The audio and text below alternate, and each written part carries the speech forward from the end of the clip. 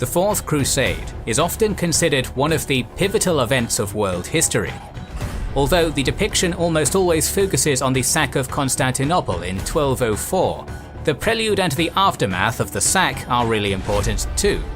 In this video, we'll talk about the rise of the Second Bulgarian Tsardom, the rise and fall of the Latin Empire, the struggle for supremacy in the region, and the final restoration of the Eastern Roman Empire.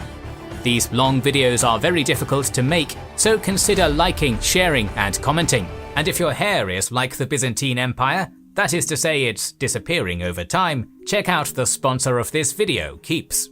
It's a subscription service that delivers clinically approved hair loss treatments right to your door at half the cost of pharmacy prices.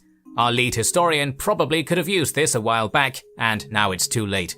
In fact, 2 out of 3 men experience hair loss by the time they're 35, but by taking action you can avoid this fate.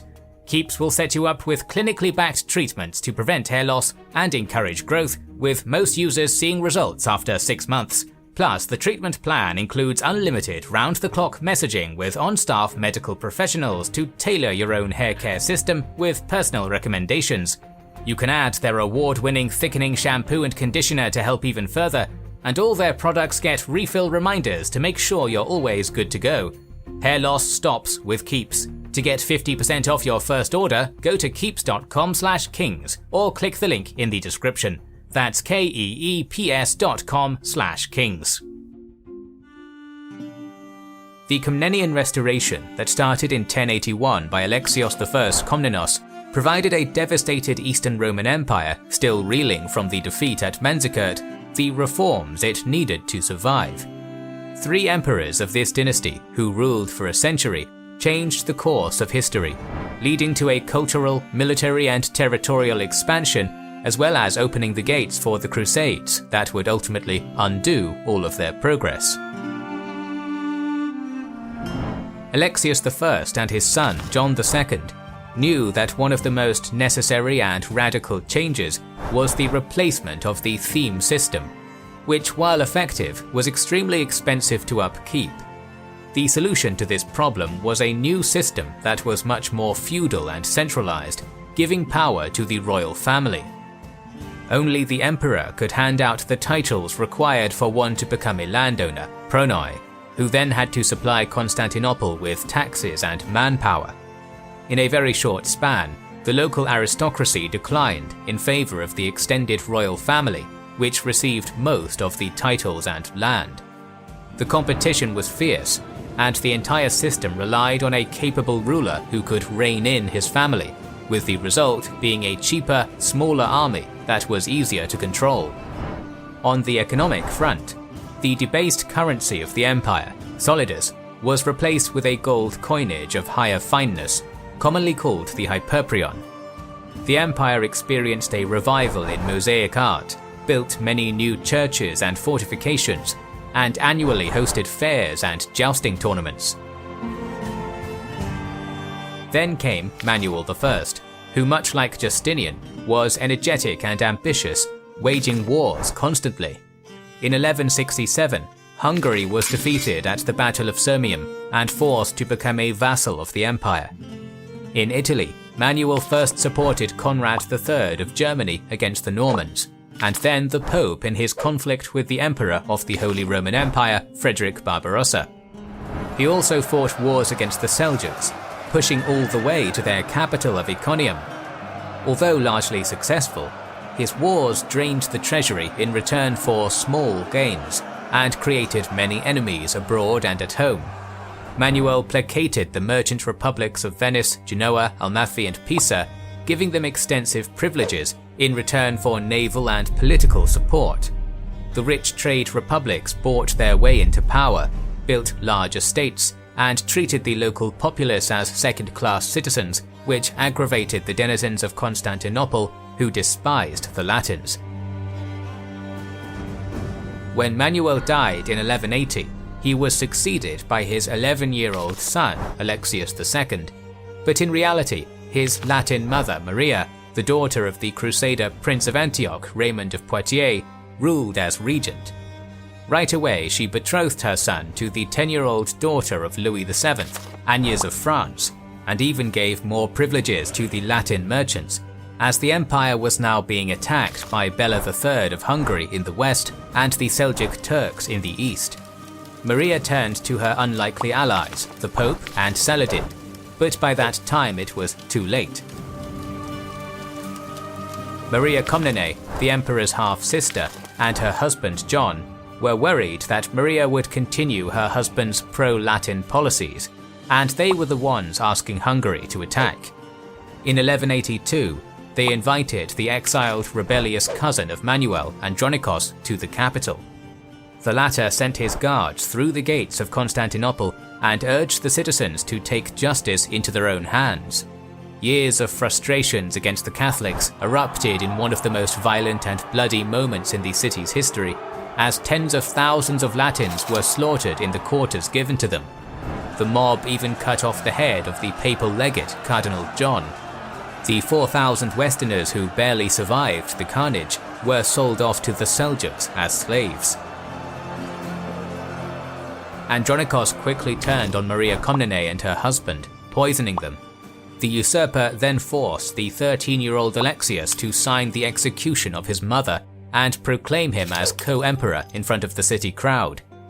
Afterwards, Alexius was strangled, and the 65-year-old Andronikos married his betrothed Agnes of France, who was just 12. The new emperor wanted to undo the reforms of his predecessors, which were somewhat justified as they had now spiraled out of control and led to an unprecedented level of corruption.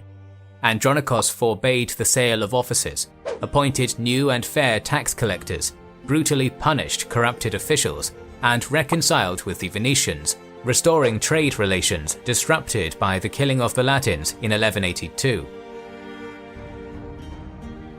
While the people in the provinces enjoyed these new changes, the aristocracy and the populace of Constantinople, who were subjected to this new tyrannical government, quickly began conspiring against him. The city and the province of Philadelphia rebelled, but was then crushed, while Cyprus and Serbia made their own attempts to break off, which were successful. Srem, Zara, Zemun, Belgrade, Branicevo, Nis and Serdica were all seized by the joint Serbian-Hungarian army of Bela III and Stefan Nemanja with little to no resistance, and Ragusa, which was previously the vassal of Constantinople, was forced to pledge allegiance to the Norman king of Sicily, William II. All of this happened in 4 separate campaigns, none of which saw a single pitched battle. The Byzantine army was paralyzed and in disarray.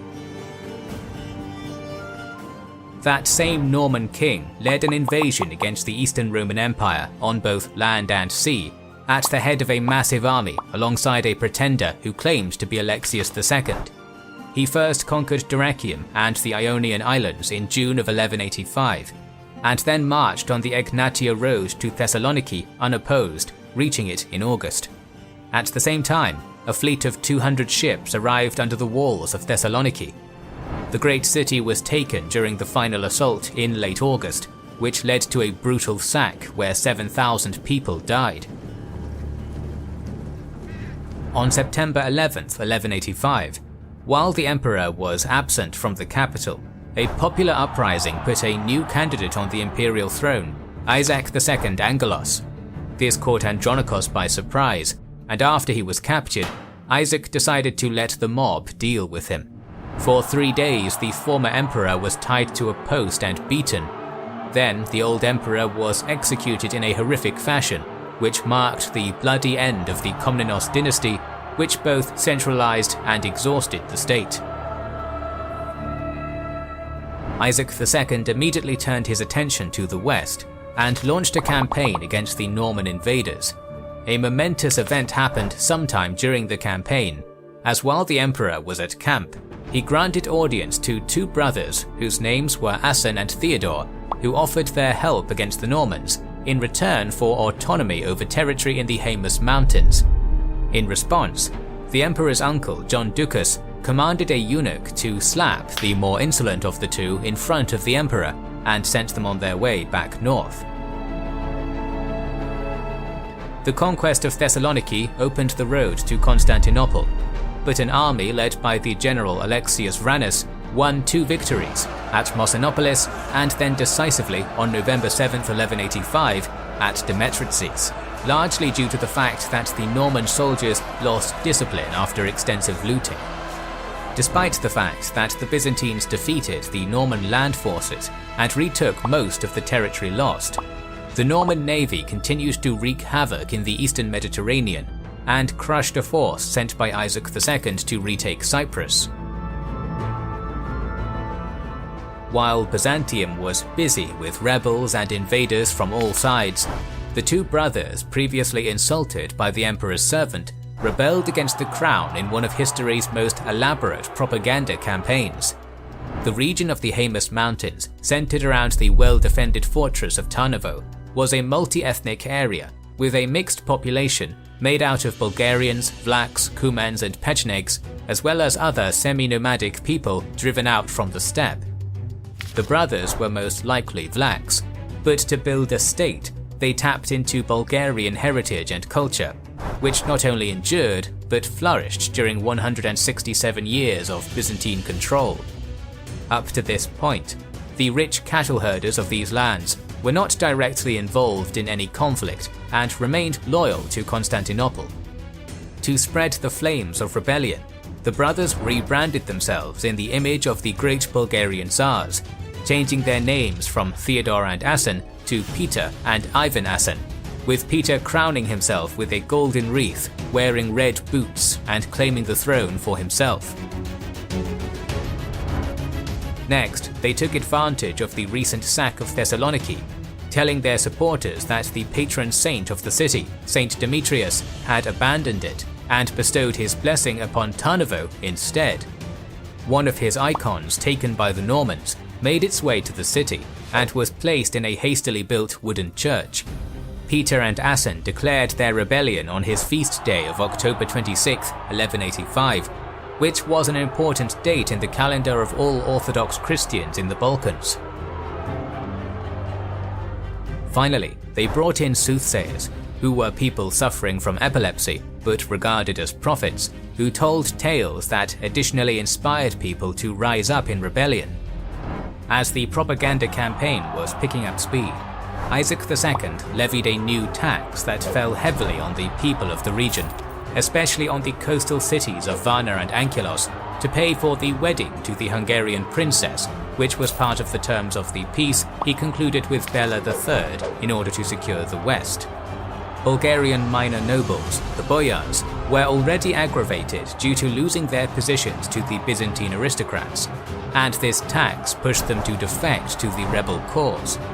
However, the rebellion lacked the means to take many of the nearby fortresses, including the old Bulgarian capital of Preslav, and quickly turned to raiding Thrace and gathering more support.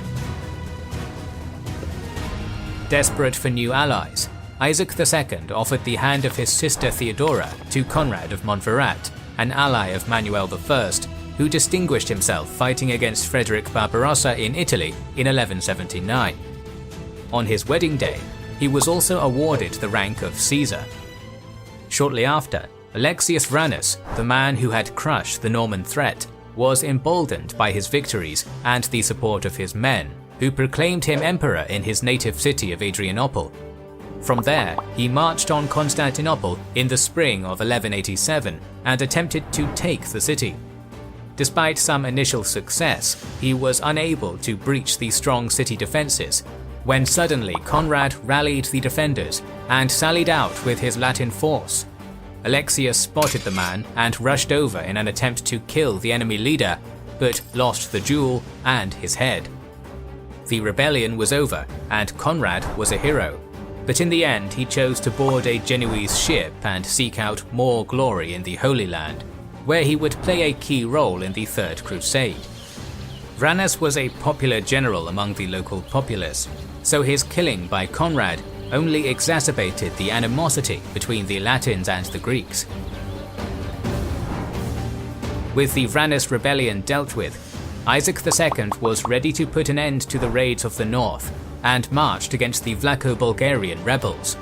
The Byzantine astronomers knew that a total solar eclipse would happen on September 4th, 1187. So Isaac used that to his advantage and attacked the moment the darkness set in. The unsuspecting rebels were decisively routed and forced to retreat north of the Danube. The emperor then took the capital with ease, taking Asen's wife Helen and brother Kalian hostage, as well as recovering the icon of the patron saint. He then moved his army west to besiege Lovek, but this siege failed after 3 months. Despite the fact that the campaign was a military and symbolic victory, Angelos failed to capitalize on it since he left no garrison in Tarnovo, which the brothers quickly recovered with the help of their new Cuman allies.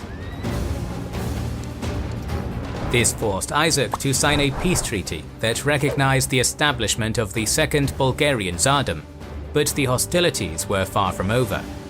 The emperor took this time to uphold the promises of his predecessor towards the Venetians, and even expanded their rights in return for their obedience.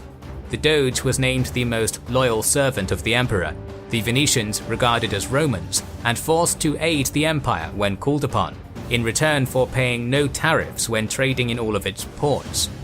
2 years later, in 1189, the Venetian quarter was expanded by incorporating the smaller French and German quarters in the city in a treaty that named the trade ports Venice had free access to, one that would become the foundation of the partition of the Eastern Roman Empire 15 years later. On October 2, 1187, Saladin took over Jerusalem, which triggered the Third Crusade. Isaac II made an alliance with him to counterbalance Frederick Barbarossa, whose budding diplomacy with the Seljuk Turks was worrisome. After gathering at the initial starting point of Regensburg, the Crusaders passed Hungarian and Serbian lands, where they were treated with hospitality, and the Serbian ruler Stefan Nemanja proposed a coalition against Isaac along with the new Bulgarian state, who Serbia initially assisted. Frederick refused and sent envoys to Isaac. Unfortunately, the emperor was fighting against another pretender to the throne, Theodore Mankiphas of Philadelphia, and his courtiers didn't think of anything better than taking the envoys hostage, which started a limited war between the Holy Roman and Eastern Roman empires. The Crusader journey in Byzantine lands was a series of hit-and-run attacks on their baggage train by Cuman, Vlach, Bulgarian, Serbian and Greek detachments. When captured, many admitted that they were acting on the orders of the emperor. Mountain passes were blockaded, and the cities of Serdica and Philippopolis were found evacuated with their defences torn down. Meanwhile, Peter and Asen also sent a proposal to Barbarossa pledging their support and fealty if he would attack their common enemy. An offer that Frederick seriously considered as he wintered at Adrianople for 3 months. From there he wrote to his son to gather a fleet of ships to aid in the capture of Constantinople, but that plan never panned out. In February of 1190, the Crusaders clashed with a Vlacho-Cuman mercenary company hired by Byzantium and soundly defeated them near Arcadiopolis. Shortly after this defeat, Isaac II sent terms and concluded a treaty allowing the Crusaders past the strait free of charge. That same year, the Crusaders and the Seljuks of Rum would collide at the Battle of Iconium. Barbarossa was victorious and continued towards the Holy Land, which meant that neither him nor the Seljuks would trouble Isaac for the time being. Taking advantage of the absence of any Byzantine army, the Serbians sacked Skopje and occupied the region between Branicevo and Nis, but Isaac decided to deal with the fledgling Bulgarian state first. A major expedition was launched in July 1190, landing in Mesembria and heading straight to Preslav and Tarnovo, while enduring the typical guerrilla tactics employed by the locals. While preparing to capture Strinavos, a spy sent from Ivan Asen convinced Isaac II that a new Cuman wave was south of the Danube, ready to cut him off. The emperor decided to move through the narrow Trievna Pass to avoid being stuck between two forces. The giant baggage train stretched for kilometers, and the army was divided into 3 groups, the vanguard commanded by the emperor's cousin Manuel Kamatzes, and by his son-in-law, the Sebastokrator Isaac Komnenos. The main body of the army, under the command of the emperor and his brother, the Sebastokrator Alexios Angelos, and the rearguard, commanded by the emperor's uncle John Ducas, the man who slapped Asen in the face. Knowing exactly when and where the enemy would be, Ivan Asen positioned his troops around the pass and allowed the vanguard to go through it, and then attacked the main corps under direct imperial command. Isaac could not deploy his troops.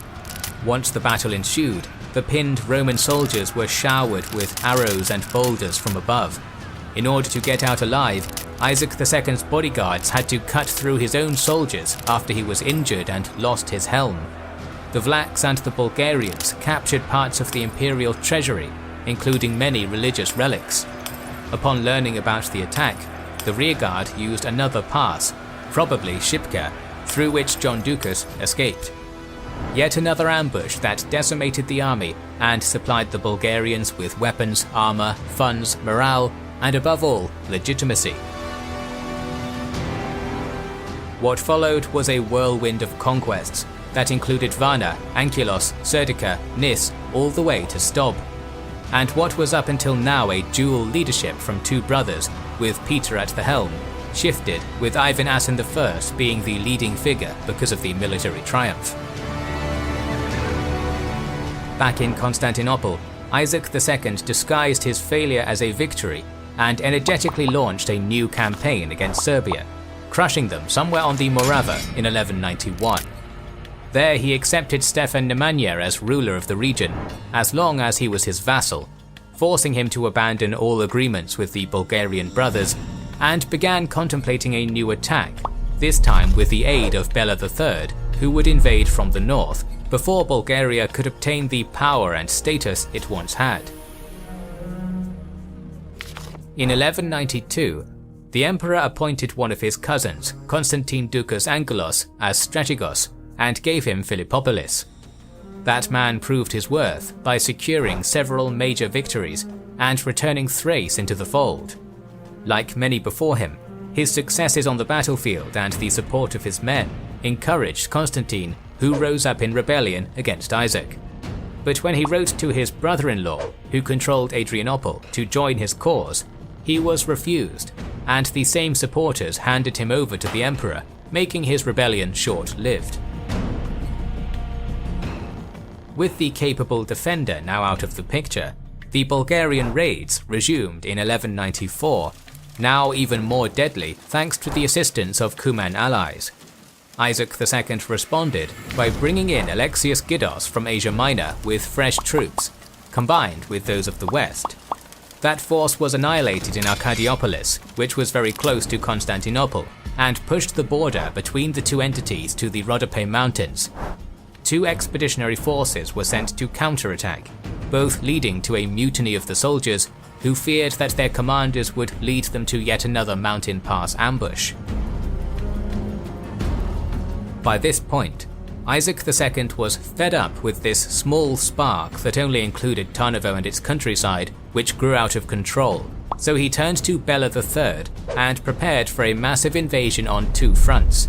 In March 1195, the emperor left the capital and gathered his force in Rodosto, where he received reports that there was a plot to put his brother on the throne. However, Isaac refused to believe that his brother would betray him. This was a mistake, as soon Alexius III proclaimed himself the emperor, blinding and imprisoning his brother and putting yet another campaign to a halt, which allowed the Bulgarians to press towards Melnik and Seris.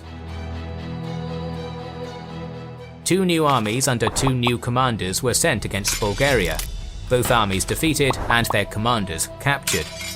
However, what seemed to have been the greatest triumph of the new state quickly turned into a tragedy, as before the army reached Tarnovo, a Bulgarian noble killed Ivan Asen I. However, by that time, the Second Bulgarian Tsardom was firmly established and became a major player in the region. Alexios III, who became emperor by blinding his brother Isaac II, was one of the most inept rulers Constantinople ever saw, but at the same time he was one of the luckiest. In order to solidify his claim, he took the money gathered for military expeditions and spent it bribing the aristocracy. He made the sale of offices legal again, and despite his usurpation, had no interest in ruling, so he left the administration of the empire in the hands of corrupt officials and his wife Euphrosyne.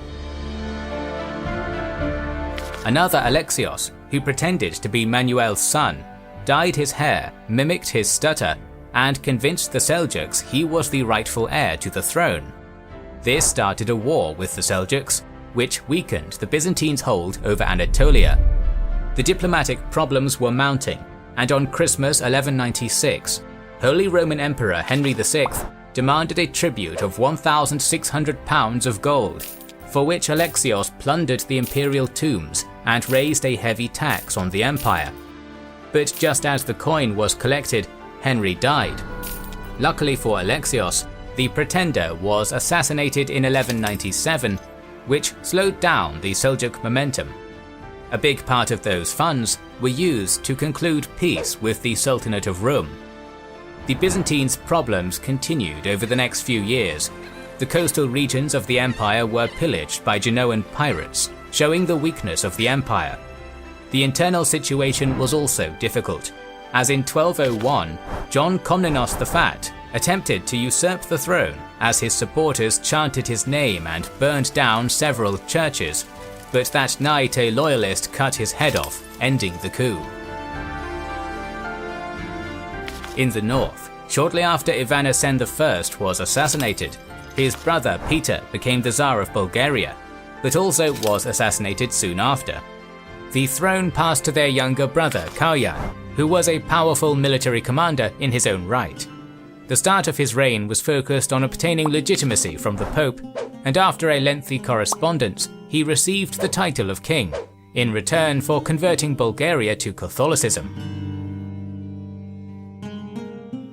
To the west, a Serbian pretender rose to the throne with the aid of the Pope and Hungary, reducing the buffer zone, but the original Serbian monarch was restored with the aid of Bulgaria, which showed that the Second Bulgarian Tsardom was becoming a player in the region. The Pope who gave Kauyan the title was Pope Innocent III, whose 18-year reign influenced every part of Christendom, and who was the man behind the pro-Catholic coup in Serbia in 1202. He excommunicated monarchs, annulled marriages, recovered central Italy and the Kingdom of Sicily from the Normans, involved himself in the Holy Roman Empire's succession crisis, created several holy orders, advocated for a crusade against the Cathars, and held a strict anti-Jewish policy.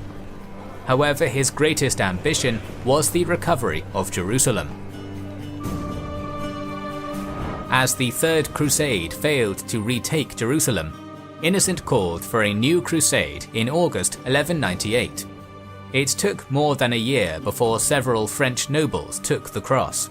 Their leader, Count of Champagne, Theobald III, was a 20-year-old energetic and charismatic man, related to English and French crowns, and he was soon joined by other powerful aristocrats like Count of Blois, Louis, Earl of Leicester, Simon of Montfort, and Renaud of Montmirail.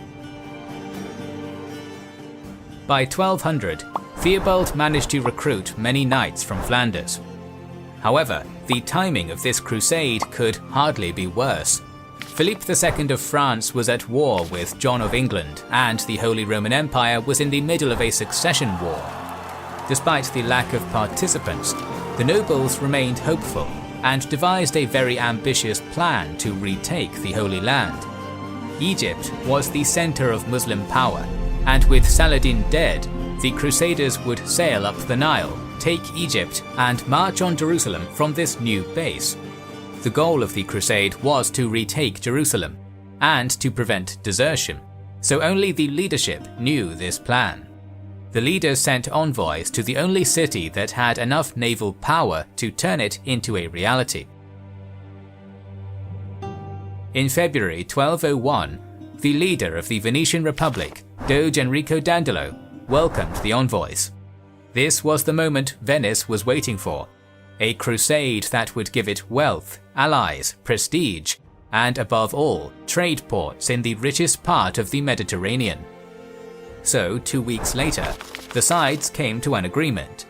Venice would halt all commercial enterprises for a year in an effort to build the best fleet in the world, while the Crusaders promised an army of 4,500 knights, 9,000 squires, and 20,000 footmen and crossbowmen, and agreed to pay the Venetians 4 marks for every horse and 2 silver marks for each man, which amounted to 85,000 marks.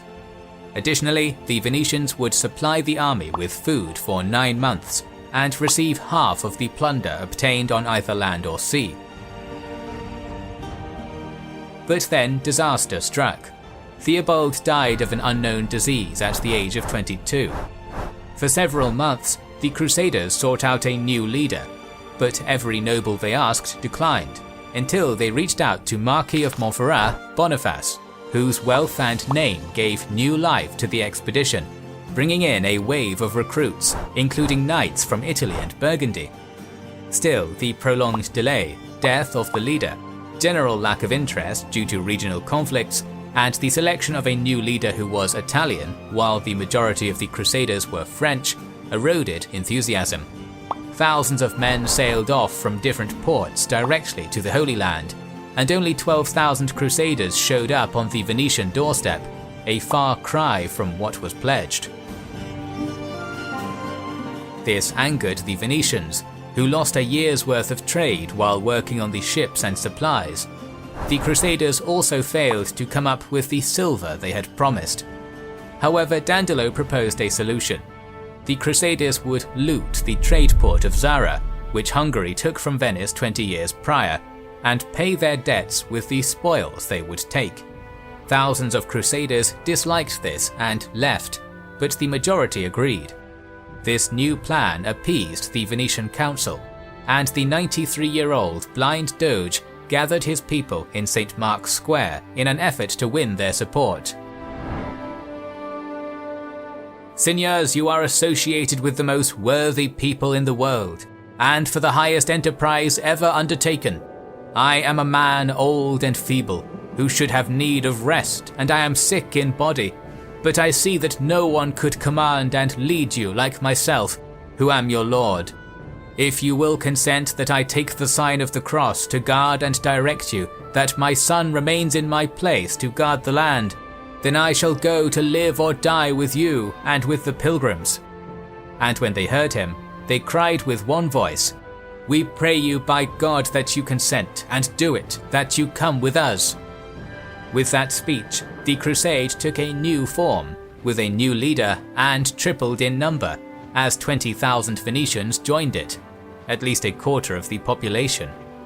Oarsmen, merchants and marines took the cross, and now outnumbered the other crusaders 2-1.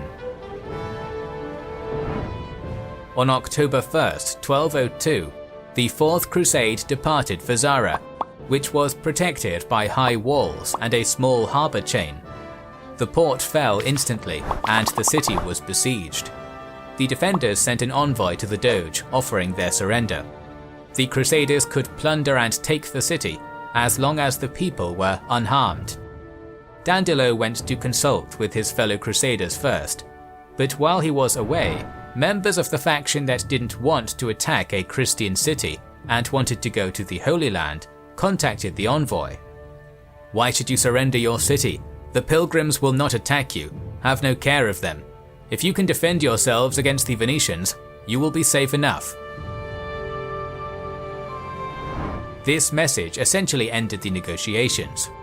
Meanwhile, the Doge and the nobles agreed to accept the surrender, and were stunned to find out the envoys were gone. To make matters worse, a papal envoy arrived, threatening anyone who attacked the city with excommunication, but it was too late to turn back now.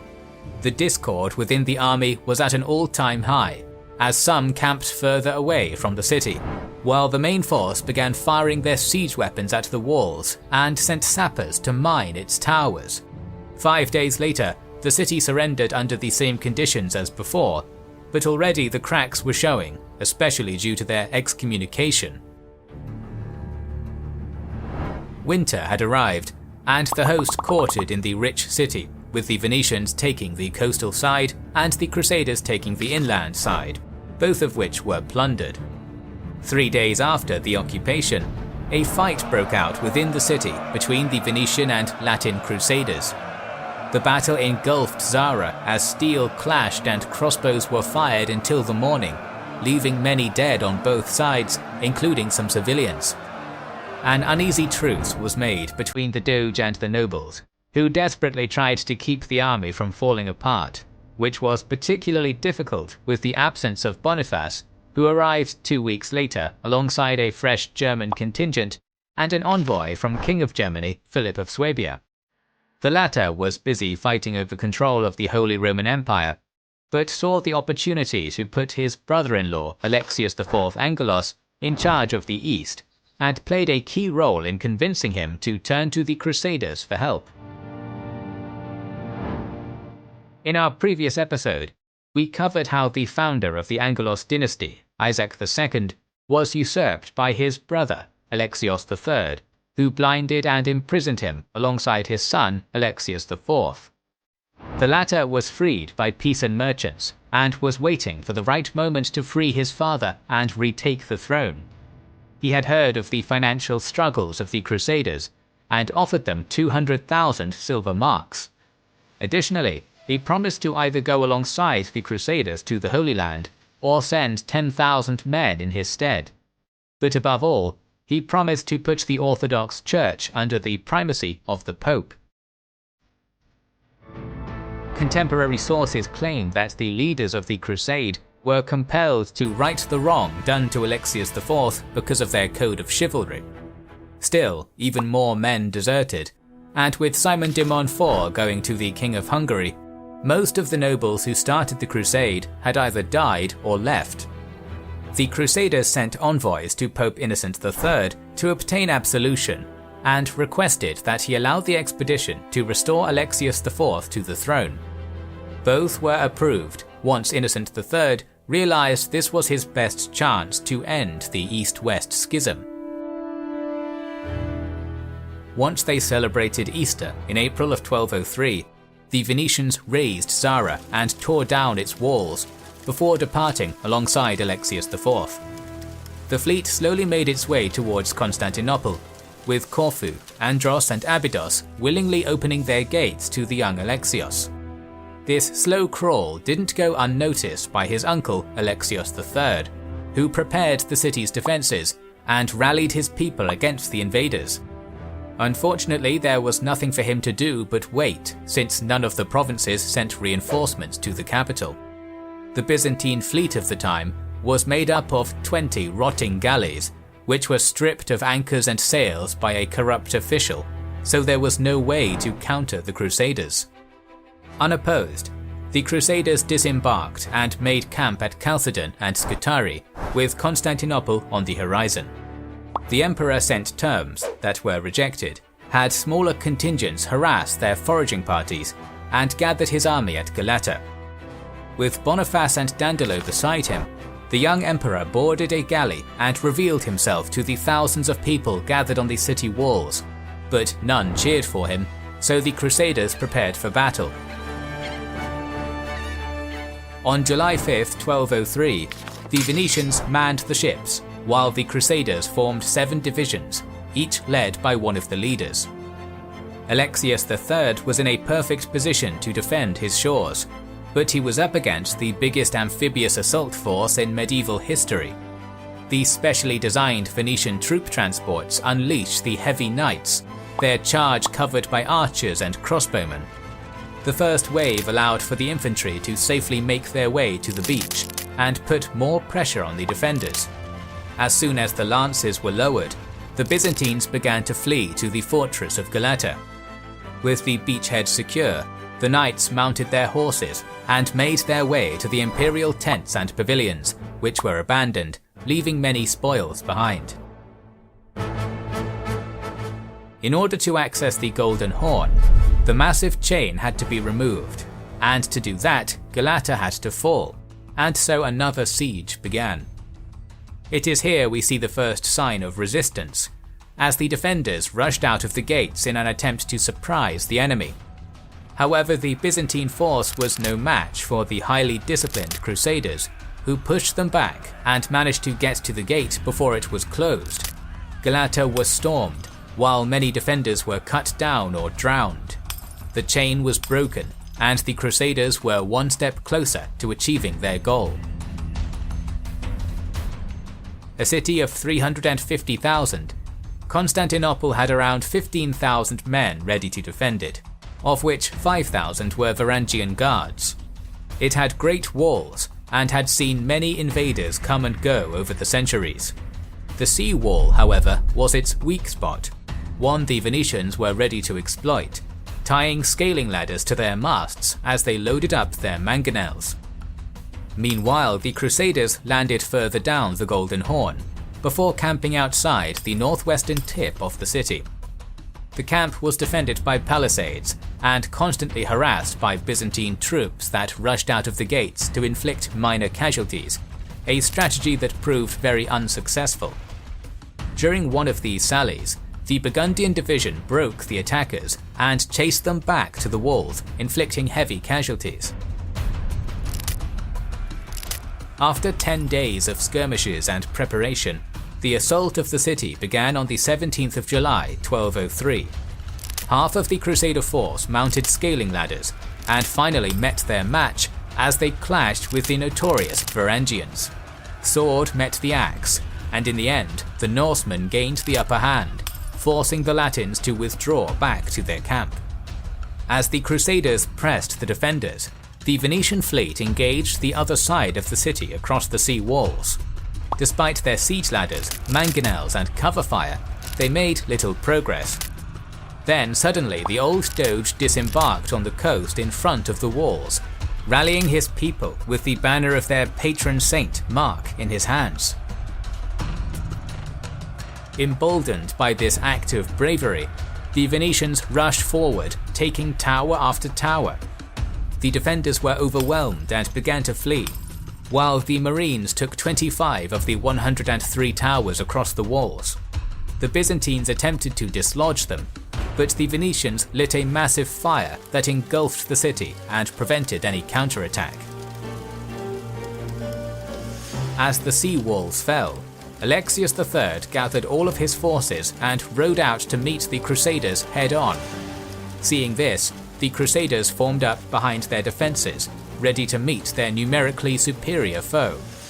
The Latins formed up in good order, with archers and crossbowmen in front of the knights.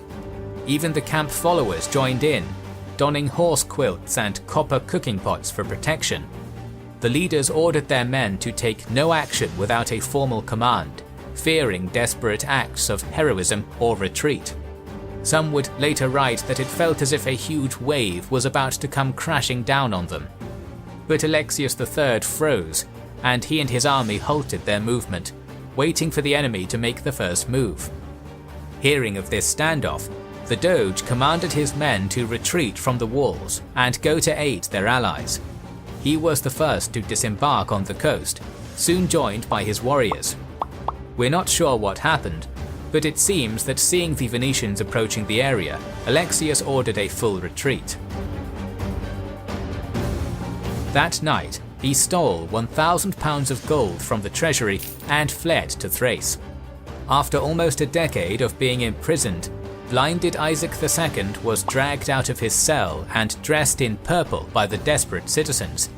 The Crusaders sent envoys to negotiate with Isaac, and he received them well. The promises made by his son were confirmed. Immediately after, the Crusaders entered the city with Alexius IV, who was welcomed with open arms by the people who had recently refused him. There was a great feast and a coronation that made him co-emperor. In order to prevent another clash with the local populace, the Crusaders stationed themselves in Galata, where soon after his coronation, Alexios IV arrived. He was well aware that the original agreement the Crusaders made with Venice expired on September 29th, and found it difficult to gather the 200,000 marks he promised. So he asked for the term to be extended and for the Catholics to winter in his land until March. which would give him time to collect the funds. Additionally, he asked for Latin aid in vanquishing his uncle in Thrace. Once again, the crusade was delayed, and many were unhappy with the situation. But the Doge and other leaders convinced them that it would be pointless to leave empty-handed, only to winter in the Holy Lands. The Crusaders agreed, and over half of them left to attack Alexius III, who was organizing resistance in Adrianople. The Latin quarter in Constantinople was repopulated after the massacre of 1182, and while Alexius IV was away, a fight broke out between the Latin and Greek inhabitants of the city, as the latter decided to scapegoat the Latins. The struggle escalated to a massive fire that burned down a huge portion of the city, melting down churches and killing thousands as the Crusaders watched from the other side of the Golden Horn. Approximately 15,000 Latins made their way to Galata, where they joined the pilgrims, seeking protection from the locals. The emperor returned in November to a devastated Constantinople, with an empty treasury and furious populace. Alexius paid small installments of the promised payment, melting down precious church relics, while feeding the Crusaders at his doorstep. Discontent with his weak and blind leadership continued to increase, and a riot broke out in January 1204, which saw the co-emperors sending their relative Alexios Mourtzouphlos to the Crusaders for aid once more. The envoy used the discontent of the Varangian Guard, who probably weren't paid and hated the Crusaders.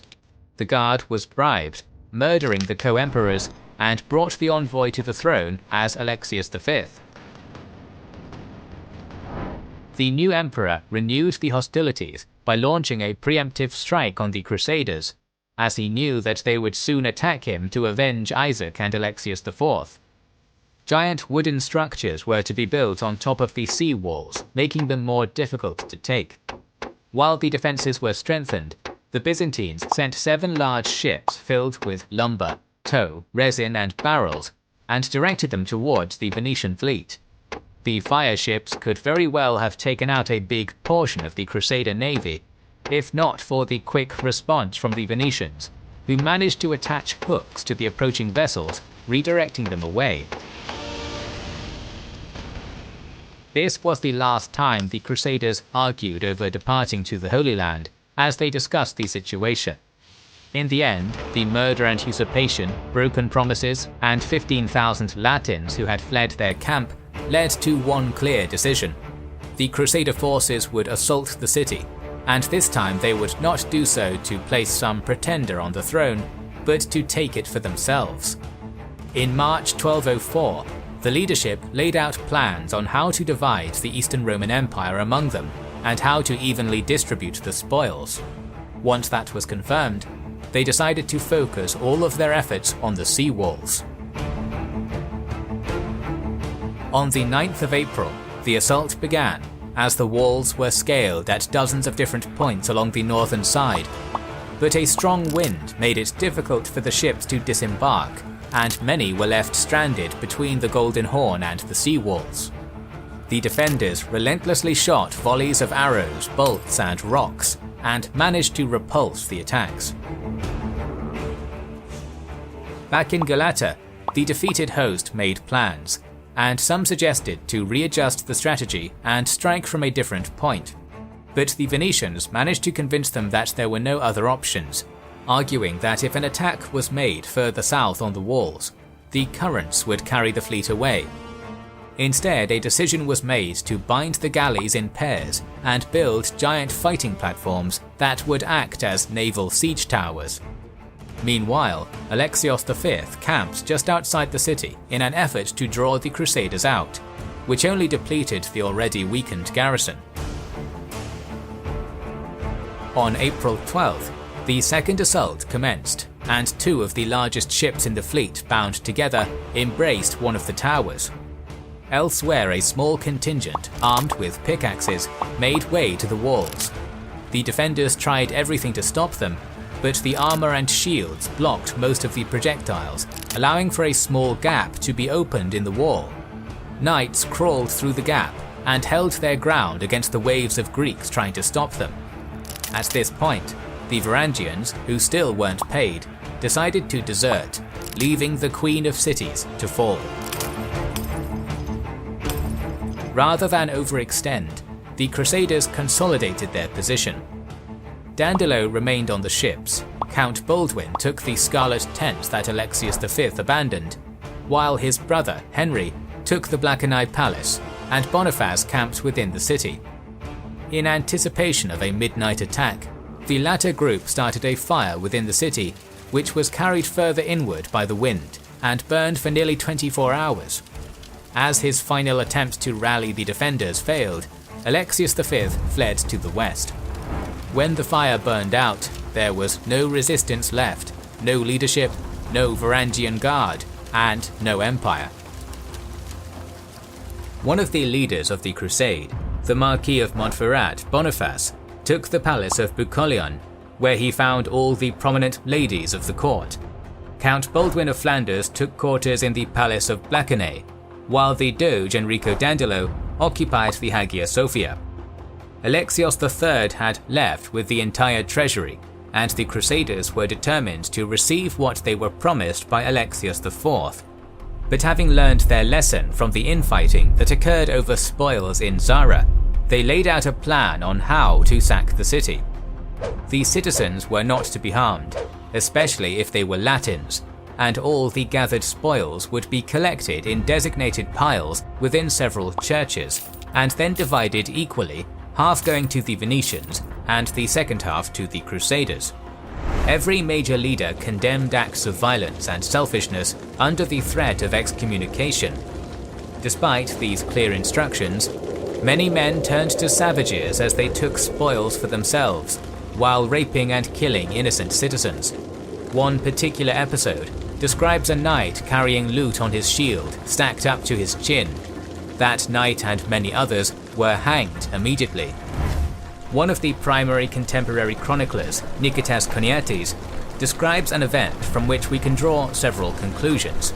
As he and his wife were attempting to leave the city 5 days after it fell, they saw a young girl who was grabbed by a knight and dragged through the streets until he barred the door of his newfound home with her inside. The act was reported to other knights nearby, who immediately threatened him with death if he did not release the girl, at which point he obeyed. Yet again we see the division in the Crusader camp, with some choosing to disobey direct orders, but most following them out of discipline, oaths, or fear. But while they did their best to limit violence, their greed rolled over the city, destroying artifacts, monuments, and works of art. The imperial treasury was empty, so the Crusaders began stripping metal ornaments, ivory containers, pearls, and precious stones, melted down chalices and relics, plundered churches, and the stone homes of the rich, which were left exposed by the fire after it devoured the timber houses of the commoners. Around half of the population of the city was left homeless and became refugees, making their way to Bulgaria and the new successor states. The Church of the Holy Apostles, also known as the Imperial Cemetery, which for more than 700 years was the second most important church in the city, was already ransacked by Alexios III when he was gathering a tribute that was demanded of him from the Holy Roman Emperor Henry VI, but that did not stop the Crusaders from breaking into the sarcophagi of the buried emperors, including Constantine, Justinian and Theodora, Heraclius, and many others. The invaders were surprised to find Justinian's body still intact, with no signs of rot. The bodies themselves were untouched, but the precious objects Alexius III didn't dare to touch were taken to the pile of spoils. Every church was ransacked, including the great Hagia Sophia, with its great golden altar, engraved with the colors of 72 pearls, cut into pieces and carted off on mules. The heavy load and slippery marble floor caused some of the animals to slip and fall, and before long, the floor of the temple was covered in blood and excrements. The empire was dead, and now the vultures were dismembering its corpse. Countless marble statues and columns were shipped off and sold. The harbour chain that protected the Golden Horn was separated into pieces, and delivered to Acre alongside the very gates of the city. Doors, furniture, silk, and other valuables were also sold or sent back to the west. The Catholics found no interest in icons, which were not nearly as popular in the Catholic world, so they destroyed or desecrated a vast quantity of them to the dismay of the local populace. And yet, the biggest tragedy was what they did to the numerous bronze works of art throughout the city. Giant statues, symbolizing authority, beauty, strength, and wisdom, were thrown into the smelters and melted down to be turned into cheap copper coins. Among them were a statue of Hera, charioteers, a man wrestling with a lion, a monument celebrating Actium, a statue of Aphrodite being handed the golden apple of discord by Paris of Troy, a bronze statue of the she-wolf suckling the founders of Rome, a tetrapylon built by Theodosius with a beautiful facade that depicted birds, sheep, lamb, fish, as well as mythological creatures and figures, with a large bronze pyramid and a female figure that acted as a weather vane showing the direction of the wind. This is just the beginning of the list. Among the lost cultural items was a crocodile with prickly bronze scales clutching a struggling African buffalo in its jaws. The Nile bull, as the locals called it, attempted to break free by biting the crocodile, both killing each other in the process, neither achieving its goal. Another smelted art piece was a large statue that stood at the base of the Forum of Theodosius, depicting the hero of the ancient Greek myth Bellerophon as he gazed towards the sun, riding the winged Pegasus, alongside a large bronze eagle with extended wings and a coiled snake in its claws. The latter also served as a sundial, with its wings split into 12 sections, from which the observer could determine the hour of the day. Also lost was a massive bronze sculpture made by the legendary Lysippos, the personal sculptor of Alexander the Great, whose pupil constructed the Colossus of Rhodes. Lysippos created a giant Heracles with a lion skin over him and a club in his hands. His shin was as tall as a man, and a man's belt could go around his thumb. The masterpiece was cut piece by piece and thrown into the fire like all the rest. Sphinxes, sea monsters, and other mythological creatures were also destroyed. For the description of the last notable statue, we turn to the contemporary chronicler. What of the white-armed, beautiful-ankled, and long-necked Helen, who mustered the entire host of the Hellenes and overthrew Troy, whence she sailed to the Nile and after a long absence returned to the abodes of the Laconians? Was she able to placate the implacable? Was she able to soften those men whose hearts were made of iron? On the contrary, she who had enslaved every onlooker with her beauty was wholly unable to achieve this, even though she was apparelled ornately. Though fashioned of bronze, she appeared as fresh as the morning dew, anointed with the moistness of erotic love on her garment, veil, diadem, and braid of hair. Her vesture was finer than spider webs, and the veil was cunningly wrought in its place. The diadem of gold and precious stones which bound the forehead was radiant, and the braid of hair that extended down to her knees, flowing down and blowing in the breeze, was bound tightly in the back with a hairband.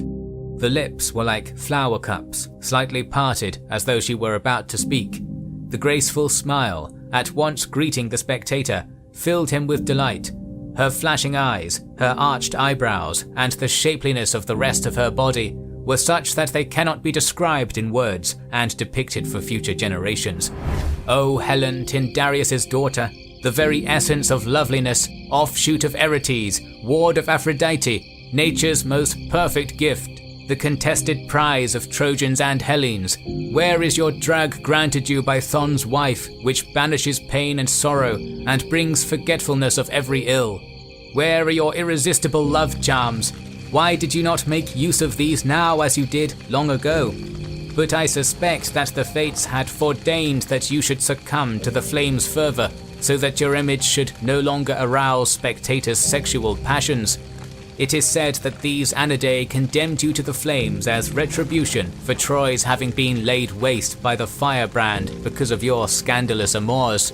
But the gold madness of these men does not allow me to conceive and utter such a thing. for that madness was the reason why rare and excellent works of art everywhere were given over to total destruction.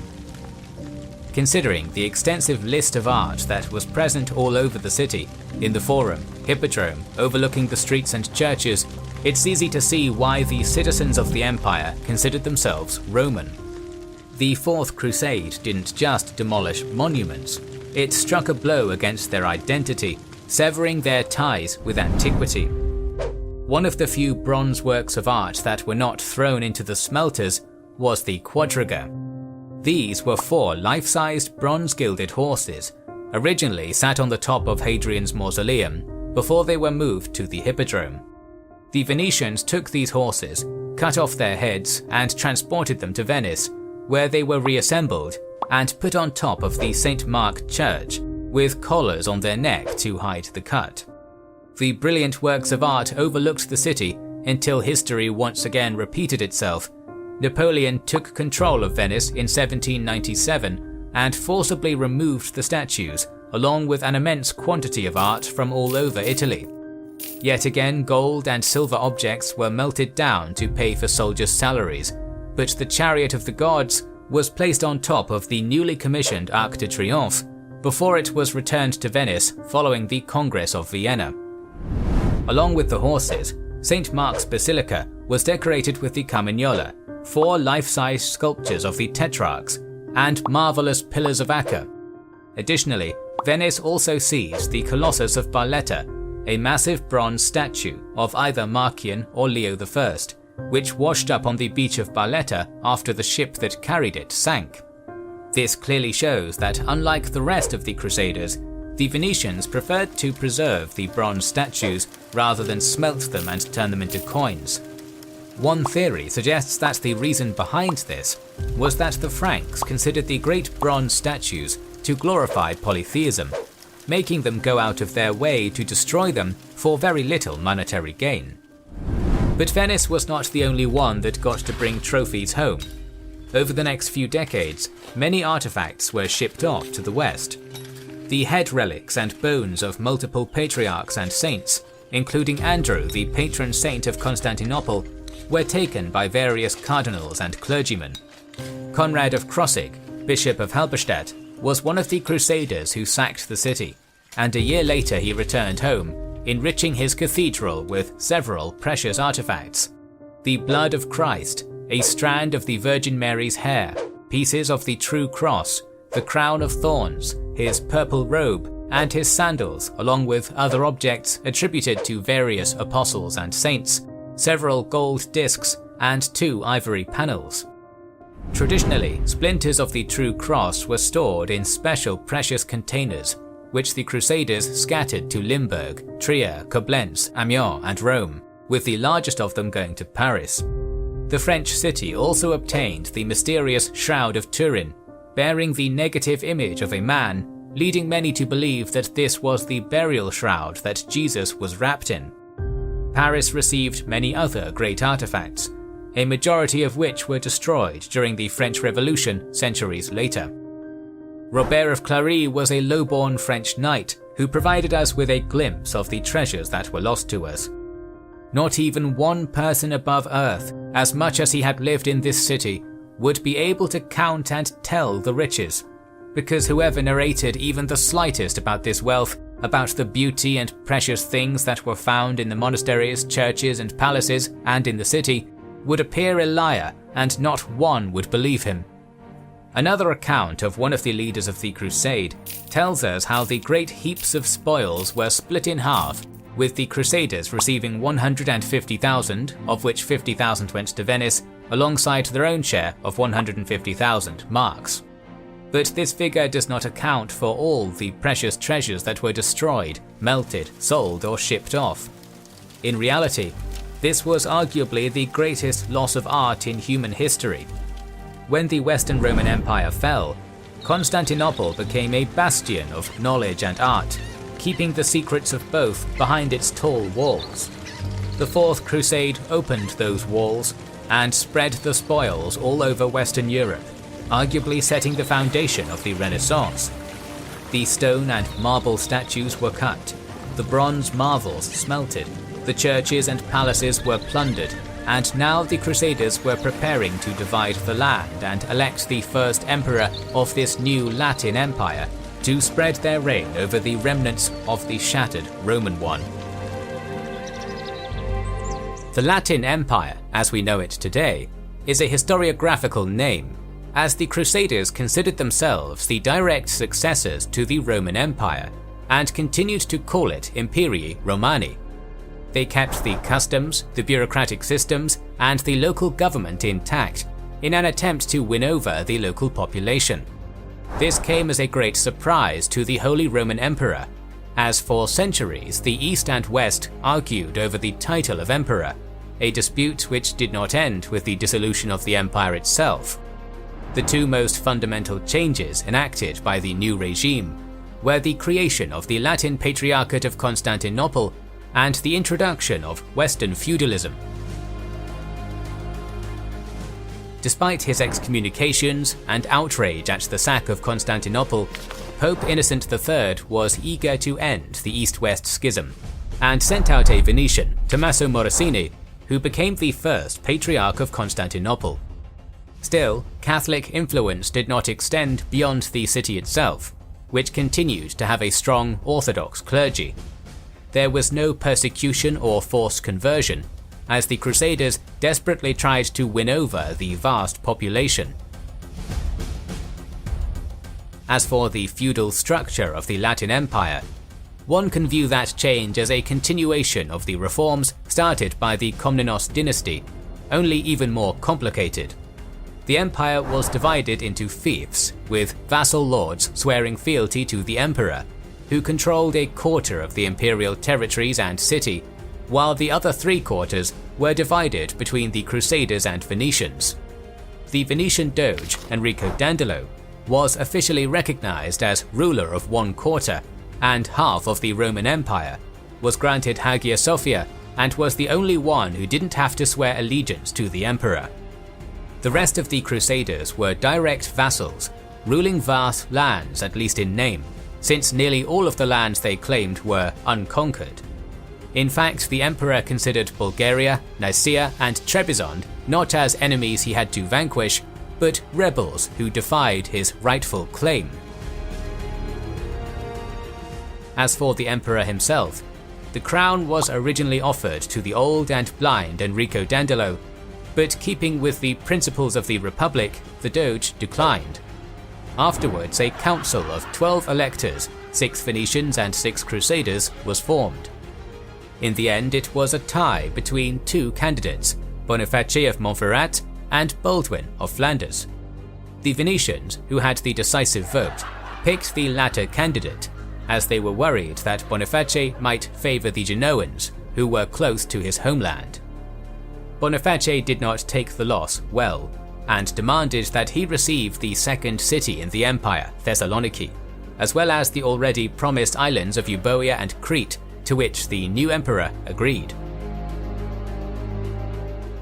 A month after the city fell, Baldwin was crowned, and soon his forces spilled out in all directions to solidify their feudal claims. City after city surrendered to them, and had Latin garrisons installed, but it was not long before tensions escalated.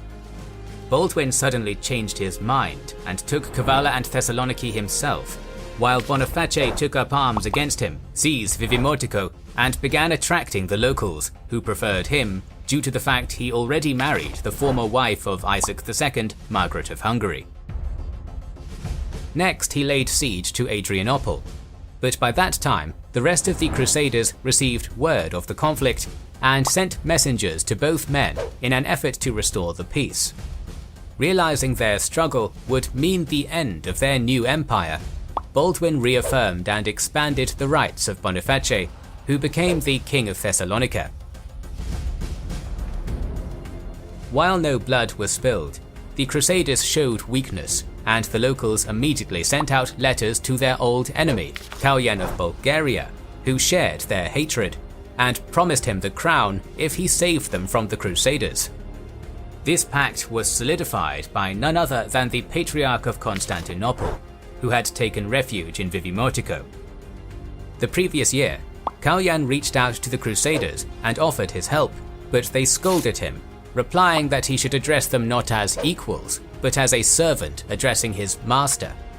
The king was furious, not only at the insult, but at the fact that he spent years placating the Pope to receive his crown and insignia, while a simple count without either was elevated to emperor, which was the original goal of the Asen dynasty.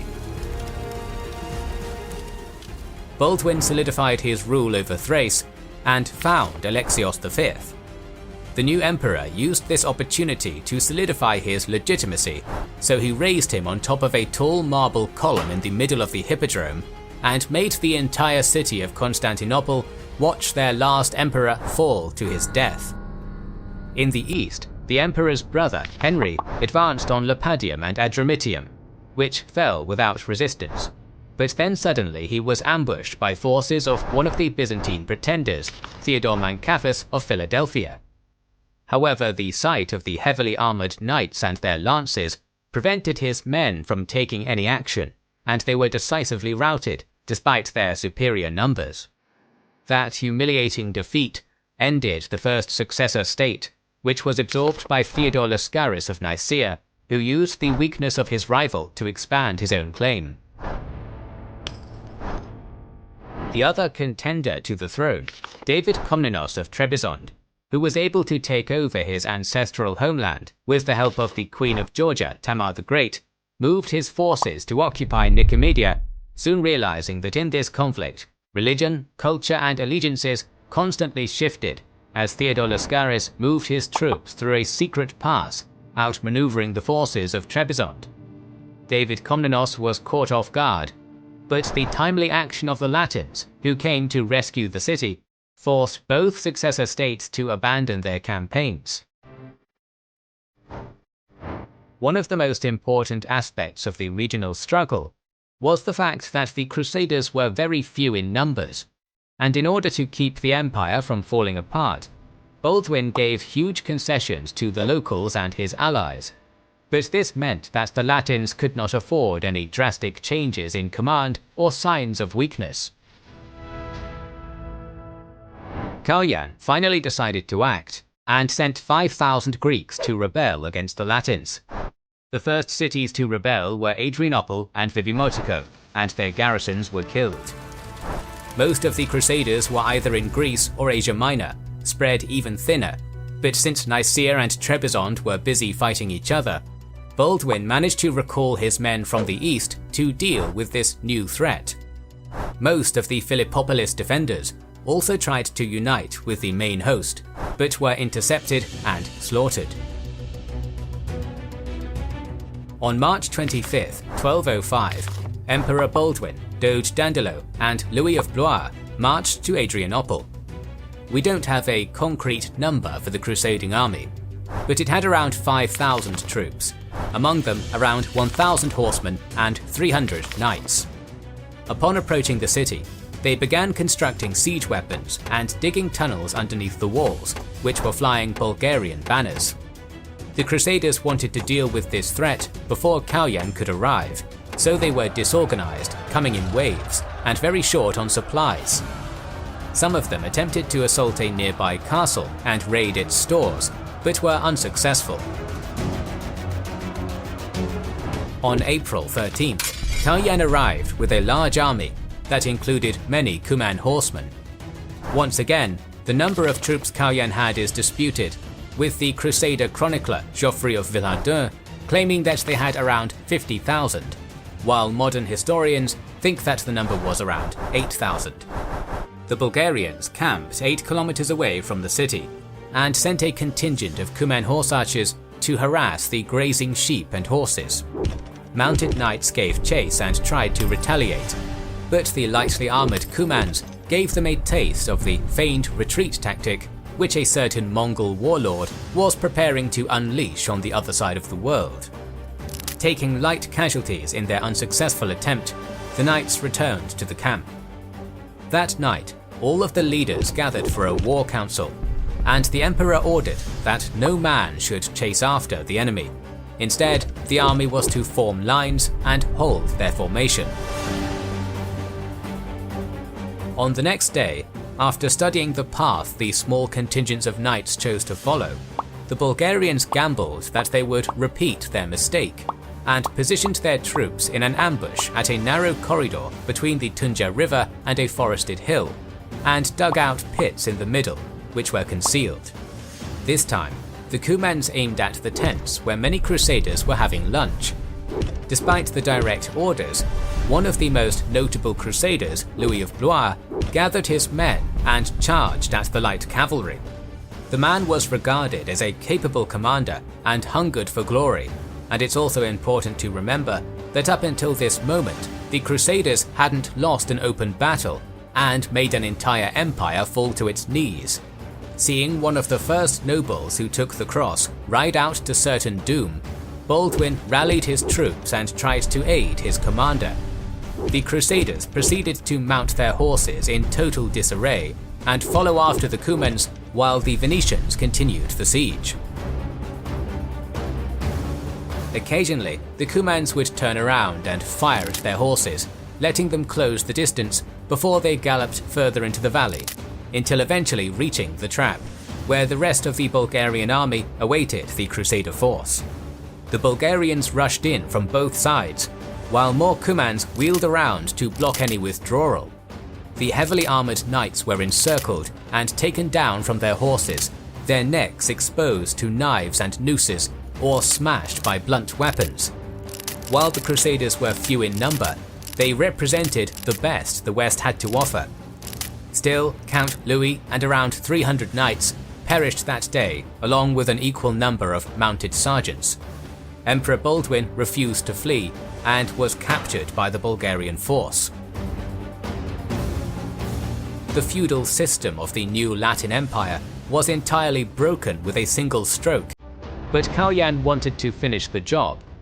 He and his men rode out towards the main Crusader camp, which was ready to meet them, now commanded by the Marshal of the Empire, Geoffrey of Villadeux. After a long stare-down and the occasional arrow volley, the Crusaders' discipline did not fail, and the Bulgarians withdrew back to their camp for the night.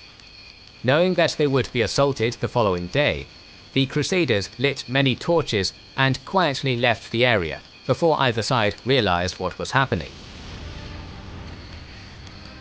Kalyan was surprised to find the camp deserted, and sent his scouts to locate the enemy, but to no avail. He then stood at the gates of Adrianople, awaiting to be received by the citizens as their emperor. But history took a dramatic shift, as the Greeks refused to open their gates. Despite their promises and careful planning, the key center Kalyan needed to take on the road to the throne defied him, and he transformed into the Mad Tsar. Baldwin's brother Henry was at that point returning from his victory over Theodore Mancaphus in Asia Minor.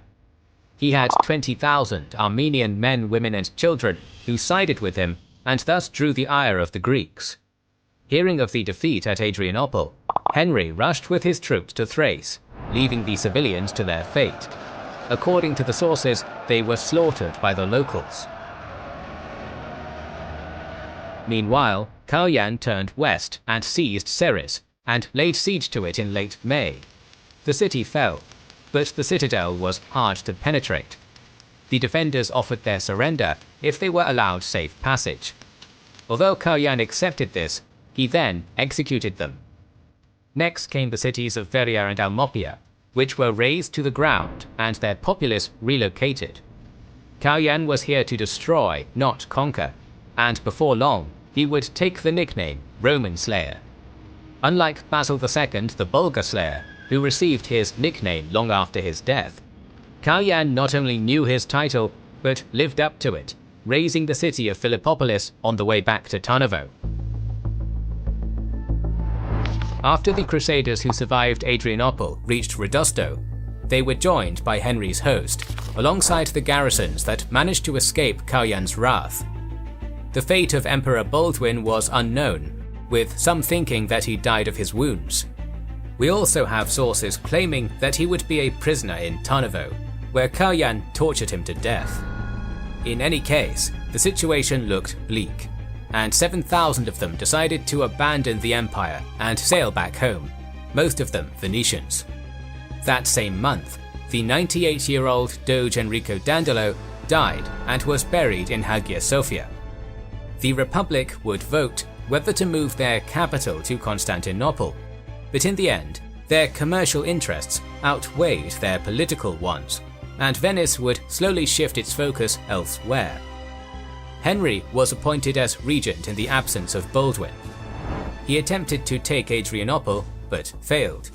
His attempt to take Vivimotico was also unsuccessful, as he lost his siege equipment to a flood. Henry might have hoped to get the help of Boniface, but the latter was busy laying siege to Nafplio. As a result, the Crusaders just didn't have enough troops to defend any of their territories. All of Thrace, except for Rodosto and Salimbria, rebelled or had been sacked, with only Biga under control on the other side of the channel. In January 1206, Cao launched a new campaign, this time even more devastating than the last. As the Crusaders were still reeling from their loss, Cao and his Cumans managed to destroy over a dozen major settlements, the cities reduced to ash, with their populace and cattle moved back to Bulgaria. One particularly brutal episode was the destruction of the great port city of Rodosto, where many panicked at the mere sight of the Roman slayer. So many Venetians jumped on their ships that many of them sank before the city fell and was destroyed like all the rest. As the Crusaders were moving men from one garrison to another, they were discovered by the Bulgarian force and had to accept battle near Roussillon. Several thousand men, along with over 100 knights, fought 7,000 Bulgarians. The Crusaders were soundly defeated as they crawled towards the safety of the nearby fortress, where all the defenders could do was watch as some of the best warriors were cut down. Following this campaign, the few remaining Greeks abandoned their own interests and sided with the Latins out of fear of the Roman slayer and cooperated with Henry. Once he learned of this, Cao immediately laid siege to Vivimotico and razed it to the ground. The newly crowned Emperor Henry gave chase, and after a short skirmish, pushed back the Bulgarians, who left 20,000 men, women and children, carrying their belongings on over 3,000 wagons from the razed city. Henry rejoiced as he managed to save the citizens of at least one of the destroyed cities, but this gives us an idea of the level of devastation Thrace suffered. The Eastern Roman Empire lost battles and lands before, but it was these events that left a scar that would never heal.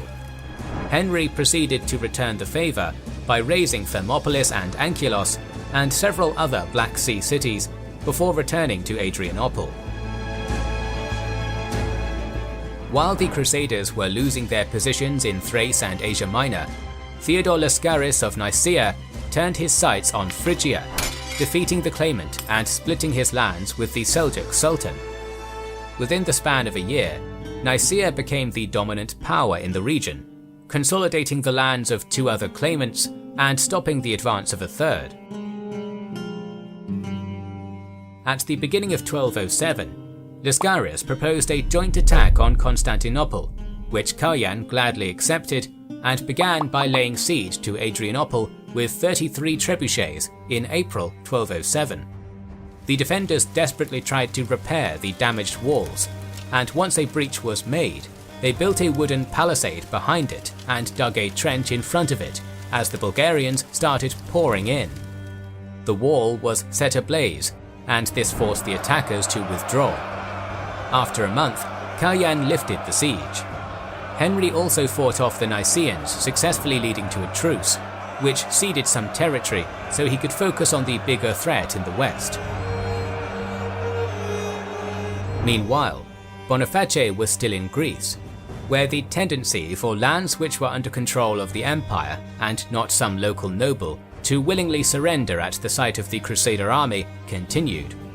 King Boniface already had a son with his queen Margaret, named Demetrius, and thousands of Greeks joined him at the sight of the small boy, which they believed was their future emperor. a powerful noble, Leosagoros, who took control of a portion of the northern Peloponnese, prepared to make a stand at the pass of Thermopylae like his ancestors before him, before losing his courage at the approach of the armoured knights. At the same time, the Despotate of Epirus, controlled by Michael Comnenus Ducas, chose the diplomatic approach. The city of Dyrrhachium was lost to Venice, which also managed to take Corfu from Genoa in 1207, but the Republic was not interested in the rest of the country, which was at least on paper their domain. So Michael simultaneously swore fealty to Boniface instead of Baldwin and corresponded with the Pope, promising to accept Catholicism in return for protection. In reality, Michael was transforming his state into a safe haven for loyalists who wanted to escape the Latins, and ransomed Alexios III after he was captured by Baldwin. The Peloponnese was invaded from the north and south, as many crusaders who kept their vows and sailed to the Holy Lands from other ports now came towards Greece looking for land and glory. Even with complete naval supremacy, southern Greece was hard to conquer because of its many fortresses and mountainous terrain. All of that changed when the locals decided to meet the Crusaders in battle, outnumbering them 5-1, where once again the Crusaders were victorious. The Battle of the Olive Grove is sometimes described as the Hastings of Morea. Afterwards, nearly all of it surrendered, apart from Nafplio, Corinth, Argos and Laconia, who managed to resist for a few more years. After failing to move north into Bulgarian territory, Henry met up with Boniface in Kypsela to plan a joint attack against Kauyan. But on the way back to Thessaloniki, Boniface was killed in an ambush, and his head was sent to Kauyan. The Bulgarians immediately made their way back into the city, ready to destroy the kingdom. But the day before the planned assault, a man snuck into Kauyan's tent and stabbed him with a spear. He was the last of the 3 brothers to be assassinated, and for a brief moment amidst the chaos, both Latins and Greeks were relieved as the army went home. The assassination of Kauyan managed to halt the avalanche of Bulgarian conquests against the Latins. However, the Kingdom of Thessaloniki, which was more powerful than the empire itself, faced another crisis. In an attempt to win over the local populace, Boniface favoured his infant son Demetrius, who was seen as more legitimate since his mother, Margaret of Hungary, was a former Byzantine empress. When Boniface died, the kingdom passed not to his eldest son William, but his newborn, with Margaret acting as regent. This, however, angered the Lombard lords, who held fiefs in his name all over Greece, and they rebelled. Emperor Henry of Flanders tried to be lenient and called the nobles to Ravenica in May 1209 in an attempt to resolve this issue, but most of them didn't show up. A 2-year war ensued, ending with an uneasy peace as the rebel nobles and their Templar supporters were defeated. Many were starting to see that this new Latin empire was unlikely to last, and while they swore oaths of fealty to Henry instead of the new Kingdom of Thessalonica, ruled by an infant boy, most lords were only after their own self-interest. The Principality of Morea and Despotate of Epirus were vassals of the Latin Empire, but that same year they became vassals of the Republic of Venice as well, granting them generous trade rights in all of their cities. Despot of Epirus, Michael I Comnenus Ducas, in particular, was trying to play each side, converting to Catholicism, but at the same time ransoming Alexios III from captivity in order to gain a claim to the throne. Meanwhile, the ruler of Nicaea, Theodore Wascaris, was desperately trying to enforce his own claim by annexing other successor states. After absorbing Phrygia and Philadelphia, Theodore allied with the Seljuk Sultanate of Rum and attacked the Empire of Trebizond, which was attempting to take Nicomedia from the Latins. The Empire of Trebizond was led by 2 Komnenoi brothers, supported by Georgia, and despite having the best claim, they were forced to become vassals to Henry of Flanders in return for military aid in the form of 300 knights.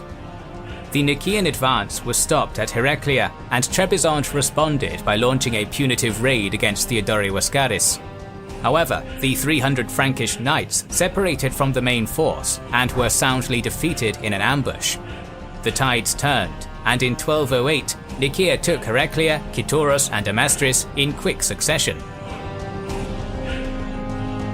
On the European side of the Bosphorus, the Bulgarian throne was usurped by Kauyan's nephew, Boriu, who quickly married the Cuman queen, giving rise to the theory that the assassination and usurpation were both part of a pro-Cuman plot.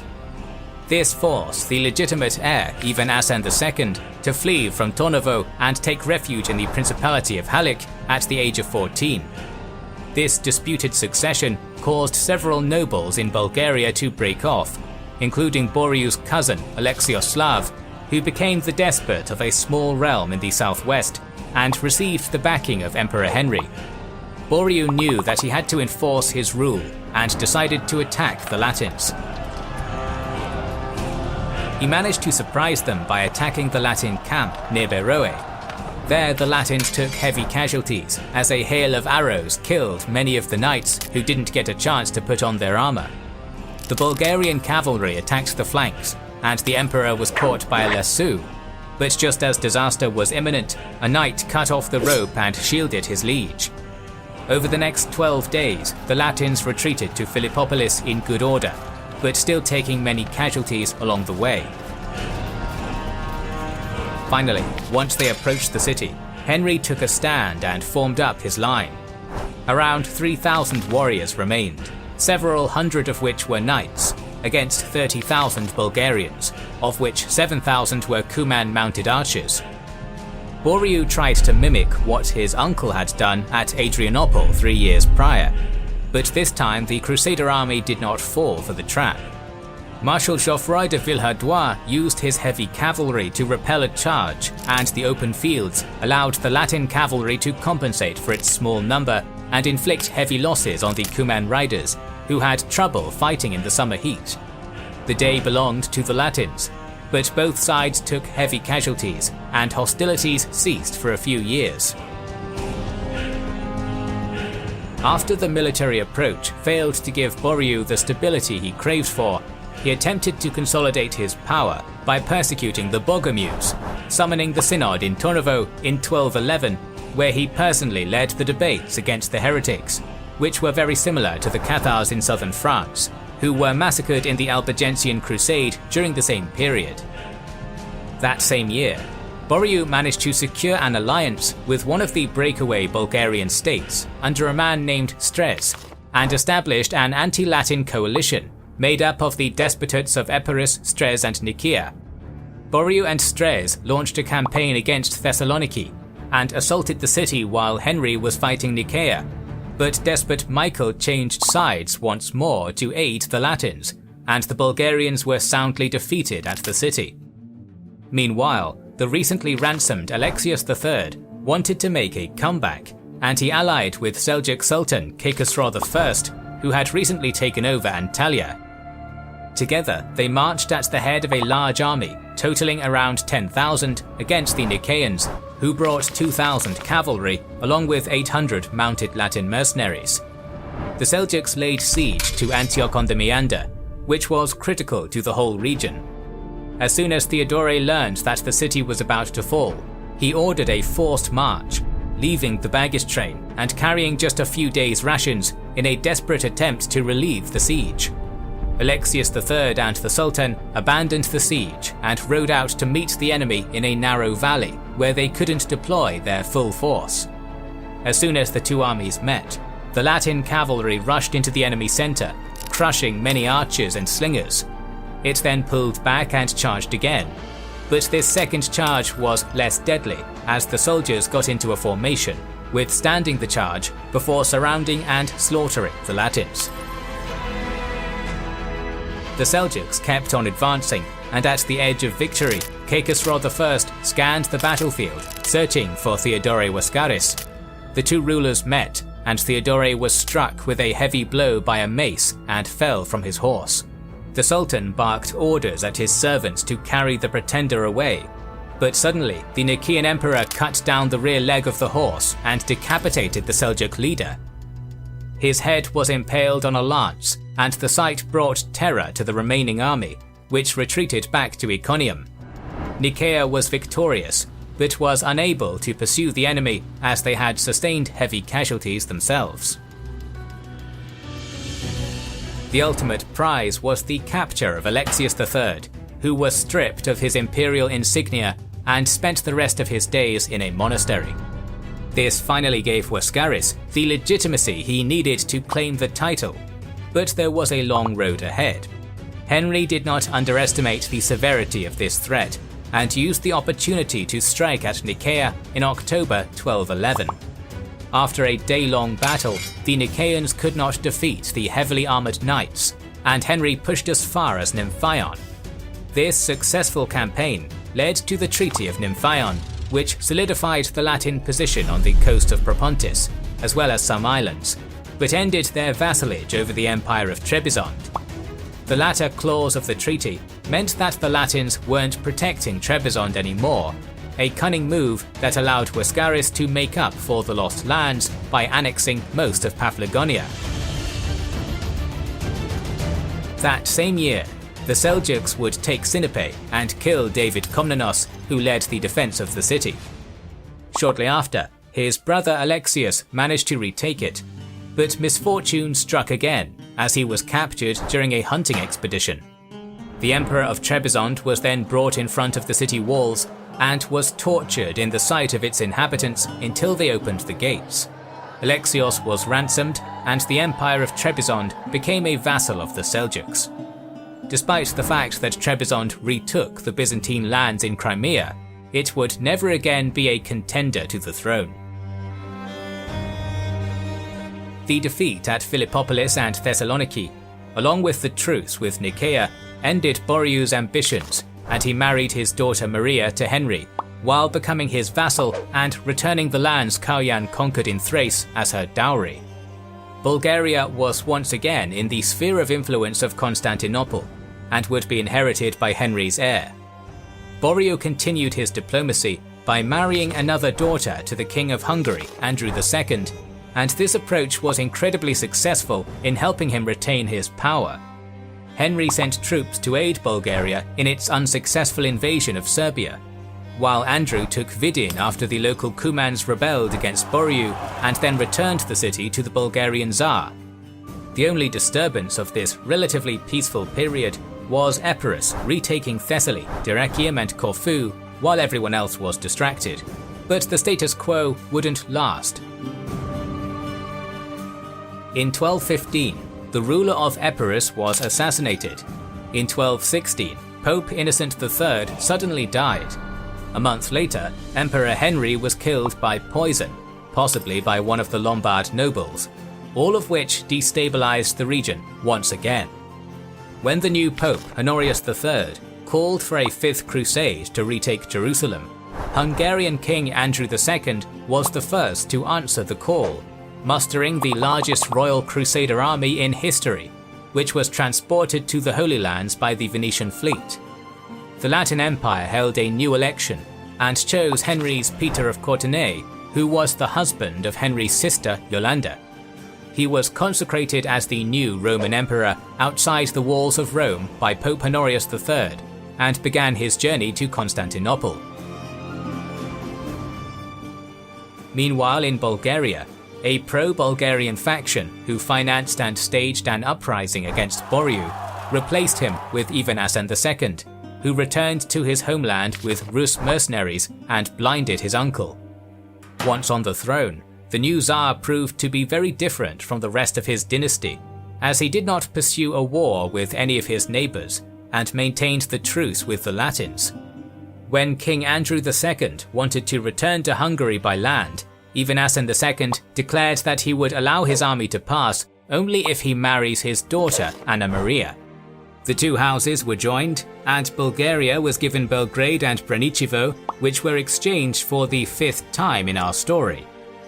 The warmongering opportunism that Bulgaria was known for since the uprising of his father Ivan Asen I was now replaced with caution and diplomacy, which allowed the state to recover and rebuild while ending internal instability. On the opposite side of the spectrum, Epirus was now ruled by Theodore Ducas, an extremely ambitious man who was determined to restore the Eastern Roman Empire. After absorbing Alexius Slav and allying with Serbia, Theodore hosted what could be best described as the Red Wedding, luring the previously mentioned Peter of Courtenay with the offer of food and drink, as well as support for the Fifth Crusade.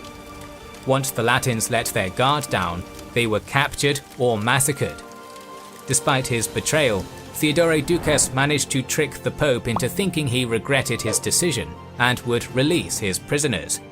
Trying to save the life of the doomed emperor, Pope Honorius forced Venice to back down from the invasion they were preparing to retake Dyrrhachium.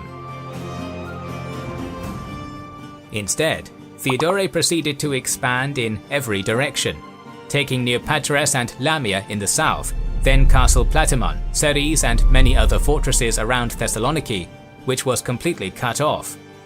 This time the Pope excommunicated the Epirate ruler and mustered a large Crusader army at Brindisi, which made its way towards Ceres.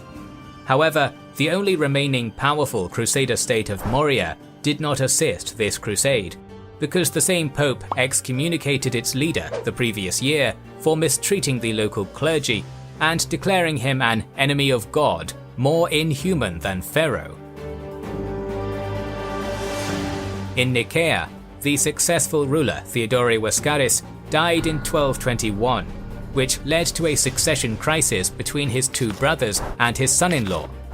Emperor Robert I, the son of Peter, had just taken the throne of the Latin Empire that same year, and intervened on the side of the brothers, hoping to gain land and leverage in the east.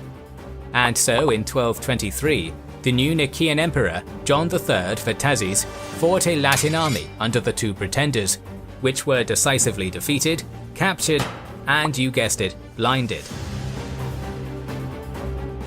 The news of the defeat reached the crusading army at Ceres, where many panicked and rushed to Constantinople to regroup and reconsider their strategy.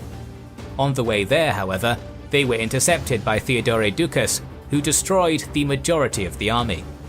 In the following 2 years, the Latins lost Thessaloniki to Epirus, and signed a treaty with Nicaea, which ceded all of their lands in Asia except for Nicomedia, only to be invaded immediately after and lose Adrianople as well. The Duchy of Morea became an independent state, and the Latin Empire was a mere prize the rest of the contenders fought over. Another desperate crusade was launched, trying to retake Thessaloniki, but the host was struck by dysentery, and those who didn't succumb to the illness returned to Italy.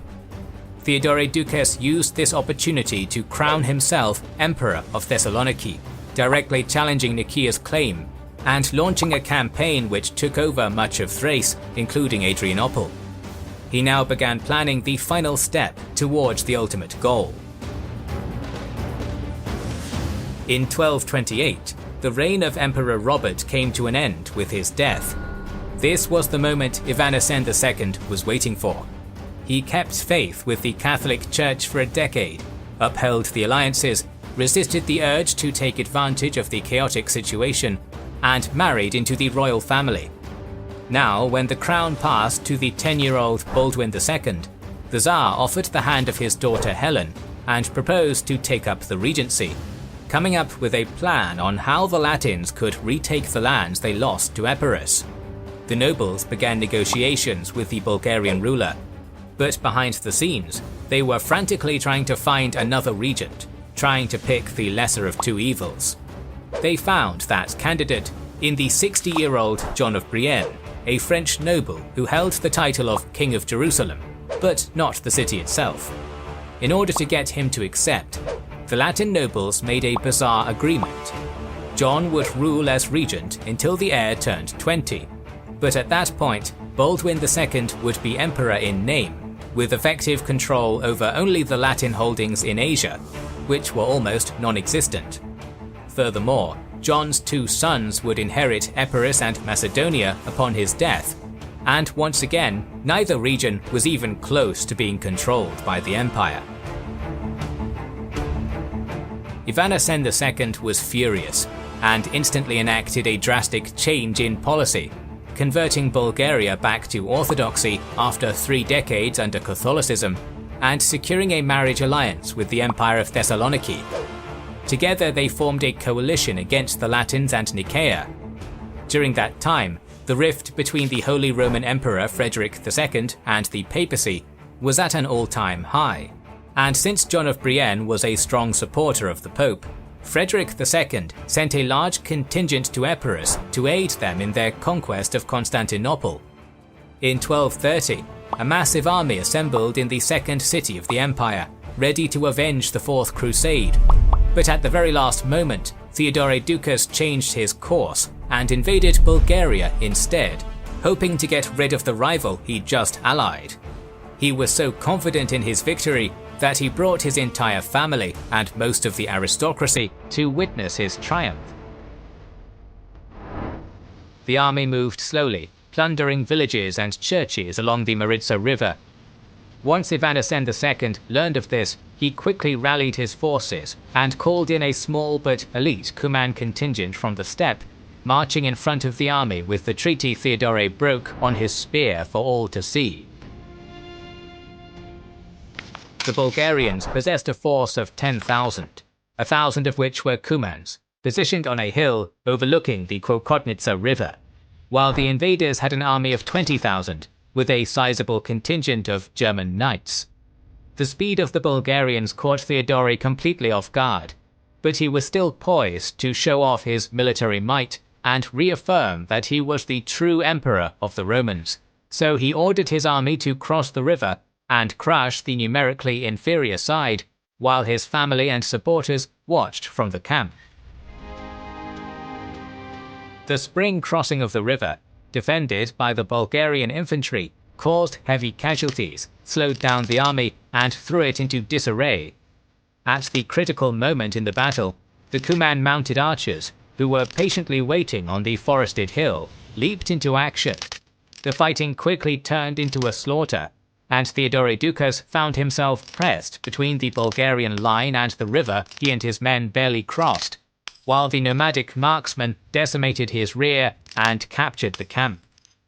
Yet again the Cumans played a vital role in the Bulgarian success, and the majority of the enemy army and emperor's retinue was captured, except for Manuel Ducas, the emperor's brother, who fought his way back with a small force. Once again, in a stark contrast to his predecessors, Ivanasen II pardoned all the soldiers and followers in the enemy army and allowed them to return home, while holding on to the nobility, which he treated with respect. With just one strike, the Bulgarian Tsar annexed the majority of the Eastern Balkans, as people flocked to him and changed sides. From that moment onwards, he styled himself as the King of the Bulgarians, Romans, and other peoples. And so yet another competitor in the race to Constantinople was eliminated, and 2 unlikely candidates, the Second Bulgarian Tsardom and Nicaean Empire, stared each other down. The fate of the region now hung in the balance between the two. In 1230, after just one decisive encounter, the lands of the Second Bulgarian Tsardom stretched from Thessaly to Belgrade and from Dyrrachium to Adrianople. The Serbian king, Stefan Radoslav, who supported the now captured ruler of Epirus, Theodore Ducas, became the next target, and after a successful raiding campaign, he was replaced by his brother, Stefan Władysław, in 1234. The latter was positively predisposed towards Ivanasen II, and even married his daughter, and the 2 Orthodox nations formed a bulwark against Hungarian expansion and Cumans, who recently broke off. With that front secure, the Tsar now looked to Nicaea for an alliance against the Latin Empire. He was concerned with accomplishing his dream of restoring the empire, as evident from the coins he minted, showing him with the symbols of imperial power. The regent, John of Brienne, wasn't idle, as he brought in 500 fresh knights and 5,000 infantry with the help of Venice to Constantinople, and prepared to make his last stand. However, the reluctance to attack in either direction didn't suit the French knights, and most of them abandoned his cause. But it was in this very critical moment that Geoffrey II succeeded his father as Prince of Morea and pledged his full support to the Latin Empire, sending John 30,000 gold coins annually. The stage was set, and in the summer of 1235, Ivanasen II of Bulgaria and John III Vatatzits of Nicaea laid siege to Constantinople, which was defended by John of Brienne, a small garrison, and 160 knights. Venice immediately responded to the call to aid, as the Pope was urging Christendom to protect the Queen of Cities and shift their focus from the Holy Lands to the Latin Empire, and 25 galleys reinforced the city. The wall was attacked from multiple sides, but the energetic regent managed to repulse the attackers each time, before charging at the enemy camp with a small band of heavy knights, inflicting heavy casualties on the besiegers. Some chroniclers even described his valor and skills to equal that of Hector of Troy. The Nicaean fleet, which had 100 galleys, attempted to penetrate the Golden Horn, but it took heavy losses against the Venetians, and the siege was broken. On the 16th of December, the two forces regrouped and laid siege to the city once more, after the Venetians had sailed back home. This siege lasted well into the spring of 1236, until a massive fleet came to the aid of Constantinople, composed of the fleets of Venice, Genoa, Pisa and Morea. Geoffrey II alone brought 100 knights, 300 crossbowmen and 500 archers, and together they lifted the blockade. After their defeat, the Nicaeans and Bulgarians signed a 2-year truce with the Latin Empire. But the failure had a profound effect on Ivanasen II, who once again radically changed his stance. After John of Brienne died in 1237, and the throne passed to 20-year-old Baldwin II, the Tsar hoped he would become regent, so he broke off his alliance with Nicaea, allied with the Latins, and started a correspondence with the Pope in an effort to reconvert back to Catholicism. These actions might have been taken under the pressure of a new crusade which was being organized as Baldwin II toured France, selling precious artifacts in his attempt to gather a large army to recover the lost lands. The Tsar continued to call himself Emperor of Bulgarians and Greeks and wanted to take Constantinople, but his policy changed as he continued to fund massive building projects which would transform the capital of Tornovo into the Third Rome. The massive Tsarevets royal citadel, which was situated on a hill and surrounded by a river, was expanded and became a spiritual center after the Tsar brought dozens of precious relics and built a patriarchal church. The two palaces were built to symbolize the relation between the spiritual and the secular authority, a symbolism derived directly from Byzantine culture. He minted gold coins in Ohrid bearing his image and traded extensively with Regisan merchants, leading to a reign of stability and prosperity, while he deliberated on how to further expand his influence. While the various contenders were fighting for Constantinople, a dark cloud, which traveled all the way from Karakorum, was ready to consume them all. The Mongols had reached the Kievan Rus, inflicting destruction on a massive scale. Cumans fled in their wake, and this giant host of nomadic people, which played a key role in the establishment of the Bulgarian Empire, now wreaked havoc in Thrace and Macedonia, and there was nothing Ivanasen II could do to stop them. So instead, he hired some of them to assist his army in the joint siege of Soilum by the Bulgarians and Latins in 1237.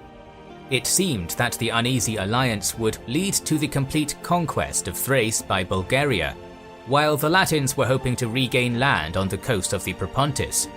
But then news arrived that plague broke out in Tornovo, taking the lives of many, including the Patriarch and Ivanasen's wife and son. The Tsar was overwhelmed with grief and took this as a divine sign that betraying the Nicaeans and fighting alongside the Latins was wrong, so he burned down his siege engines and abandoned the siege. The relations with Nicaea were restored without any hostilities towards the Latins, as the Bulgarian state took an ambivalent stance towards the regional conflicts and prepared for the impending Mongol invasion. Now a widower, Ivana Sen II married Irene, the daughter of Theodore Ducas, who was a guest since the Battle of Krokotnitsa, alongside her father, who was blinded after a failed attempt to stir a riot. Immediately after the marriage, Theodore Ducas was freed and returned to Thessaloniki disguised as a beggar. His blindness meant that he was unable to rule according to custom, but it seemed that plotting was in his blood, since he immediately usurped his brother Manuel and placed his son John in his place. Normally this would outrage the Bulgarian overlord, but his newfound love for Theodore's daughter neutralized his usual temperament. Manuel, however, was not too happy and started a civil war within the country with the aid of John III Vatatzes. The two sides eventually agreed to divide the realm, with Manuel receiving most of Thessaly, while Michael II Ducas, Theodore's nephew, controlled Epirus. In 1239, Baldwin II finally returned at the head of a massive Crusader army, 700 knights and 30,000 footmen, which were allowed passage through Bulgaria to take the majority of the land Nicaea controlled in Thrace. A year later, Kiev was razed by the Mongols, prompting Hungary and Bulgaria to sign a defense pact as thousands of Cumans penetrated their borders. Ivana Sen II realized the dangers these nomads posed as he learned of the chaos which unfolded after Bela IV of Hungary tried to weaponize many of them, so he secretly killed thousands of Cuman men, women and children before they could erode his authority from within. Bulgaria was now the most dominant power in the Balkans and knew exactly which tactics the Mongols would employ against them. However, fate had other plans, as Ivana Sen II became the first and only member of the Asen dynasty to die of natural causes in 1241. He was succeeded by his son Kaliman, who was only 7 at the time, and while there was no war of succession, the country was left in the hands of a regency. That same year, the Mongols under Batu devastated Hungary and Poland. They proceeded to ravage Croatia, Bosnia, Serbia and Bulgaria until they reached the Theodosian Walls. Emperor Baldwin II's army was completely annihilated in a classic feigned retreat somewhere in Thrace, and this turned Constantinople into a Mongol tributary. On their way back, the Mongols repeated the Byzantine mistake and were caught in a Bulgarian ambush in a mountain pass, sustaining heavy casualties. This only made matters worse for the Tsardom, however, as the wrath of the Khans rolled over the countryside, laying waste to the citadels of Vidin, Tornovo, Drista, Przesław, Shumen, Varna, Cherven, Łowicz, Świstów, and the majority of the countryside, until the regency agreed to pay a yearly tribute to what would become the Golden Horde. Meanwhile, a completely different Mongol force under Baiju was sent to subjugate Anatolia after the Seljuk Sultan of Rum failed to pay homage in Karakorum. After Erzurum fell in the winter of 1242, Sultan Kaikhosro II organized a massive force comprised of Seljuks, Latin mercenaries, Armenians, Nicaeans, Trapezuntines, Georgians, and even a large force sent by the Ayyubid Prince of Aleppo, which was ready to meet the Mongols. However, yet again a confident sultan, with just a quarter of his force, ignored his generals and rode out to meet his foe, only to be lured into a feigned retreat and be defeated. The Mongols took over Sivas and Kayseri without much opposition, before making the Sultanate of Rum and Empire of Trebizond their newest tributaries. The Nicaean emperor realized that there was much to gain within this new political landscape, and he began by inviting the ambitious Theodore Ducas to a feast. There was no red wedding this time, but Ducas was not allowed to leave, even as he accompanied John III's army, which took the now leaderless Thessaloniki. Theodore's son was allowed to keep the city, but swore fealty to Nicaea, while Michael II Ducas, who had recently taken over Thessaly, remained neutral. As for Serbia, Stefan Władysław was left powerless after the Mongols ravaged his country and crushed his Bulgarian allies. And in 1243, his brother Stefan Uroš rebelled and replaced him. Uroš would prove to be a capable administrator and diplomat, and initiate extensive mining excavations, which would transform Serbia from a buffer state neighbours fought for into a regional power. In 1246, the young Tsar Kaliman and the Patriarch, who was in favour of uniting the Bulgarian Church with the Roman one, were both poisoned, most likely by Kaliman's stepmother Irene, whose 7-year-old son Michael II Asen took the throne under a new regency which was very hostile towards Hungary and the papacy. The demoralized and exhausted Bulgarian state was immediately attacked by Michael II Ducas, who took over Albania and northern Macedonia, while John III Vatatzes captured Ceres, where the Bulgarian commander Dragotas switched sides and not only helped the Nicaean campaign, but convinced the locals to accept the rule of the Emperor of Nicaea, flipping most of the Via Egnatia. In August 1247, this allowed John III, in cooperation with the Bulgarians and Cumans, to take over the remaining Latin garrisons in Thrace. He was now breathing down the neck of Baldwin II, who once again toured Europe for reinforcements, even leaving his son as collateral in Venice as a promise to repay his debts.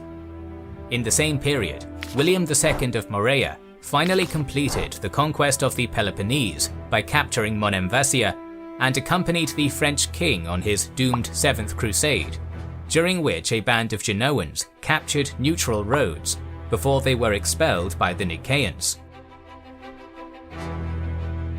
In the spring of 1251, Theodore Ducas hatched his final plot as he and his nephew, Michael II Ducas, launched a surprise attack on Thessaloniki. The city managed to resist the attack until John III crossed along with his army, forcing the Epirates to retreat. Nicaea took the initiative by taking several fortresses up to Castoria, and after a brief skirmish, 2 Epirate generals and the governor of Kruja switched sides, thus ending the war in a treaty which not only expanded Nicaea, but handed over the troublemaker Theodore Ducas, who was imprisoned and killed shortly after. The successful campaign was the last one John III would ever undertake, as he died in 1254, leaving the throne and a powerful empire to be inherited by his son Theodore Wascaris II.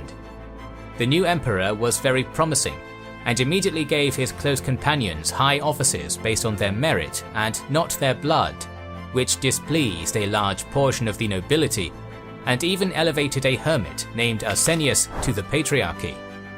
As soon as the news of the death of John III reached Tornovo, the Tsar organized a campaign and reclaimed much of Nicaean Thrace, but Theodore Wascaris II personally led a counterattack which broke the Bulgarian army, and Michael II was forced to sign an unfavorable peace, which made him seem weak in the eyes of his boyars. Soon after, he was murdered by his cousin on a hunt, who was himself assassinated by another cousin, until eventually a man named Constantine Tich ascended to the throne with boyar support in 1257. This new Tsar, descended from the Serbian royal family, was the first to ascend not by means of dynastic legitimacy but boyar election, and this would start an unbroken pattern until Bulgaria's disappearance in 1393, one which would decentralize the state and put it in the hands of various feudal lords. With Bulgaria vanquished, Theodore Wascaris II was now in a position of absolute power, so he demanded that Epirus cede Servia and Dyrrachium to complete his dominion over the Via Egnatia. Michael II Ducas was in no position to refuse, but the demand pushed him to a radical last-ditch effort to defeat Nicaea by allying with the Duchy of Morea and marrying his daughter to King Manfred of Sicily, who had just taken Dyrrhachium.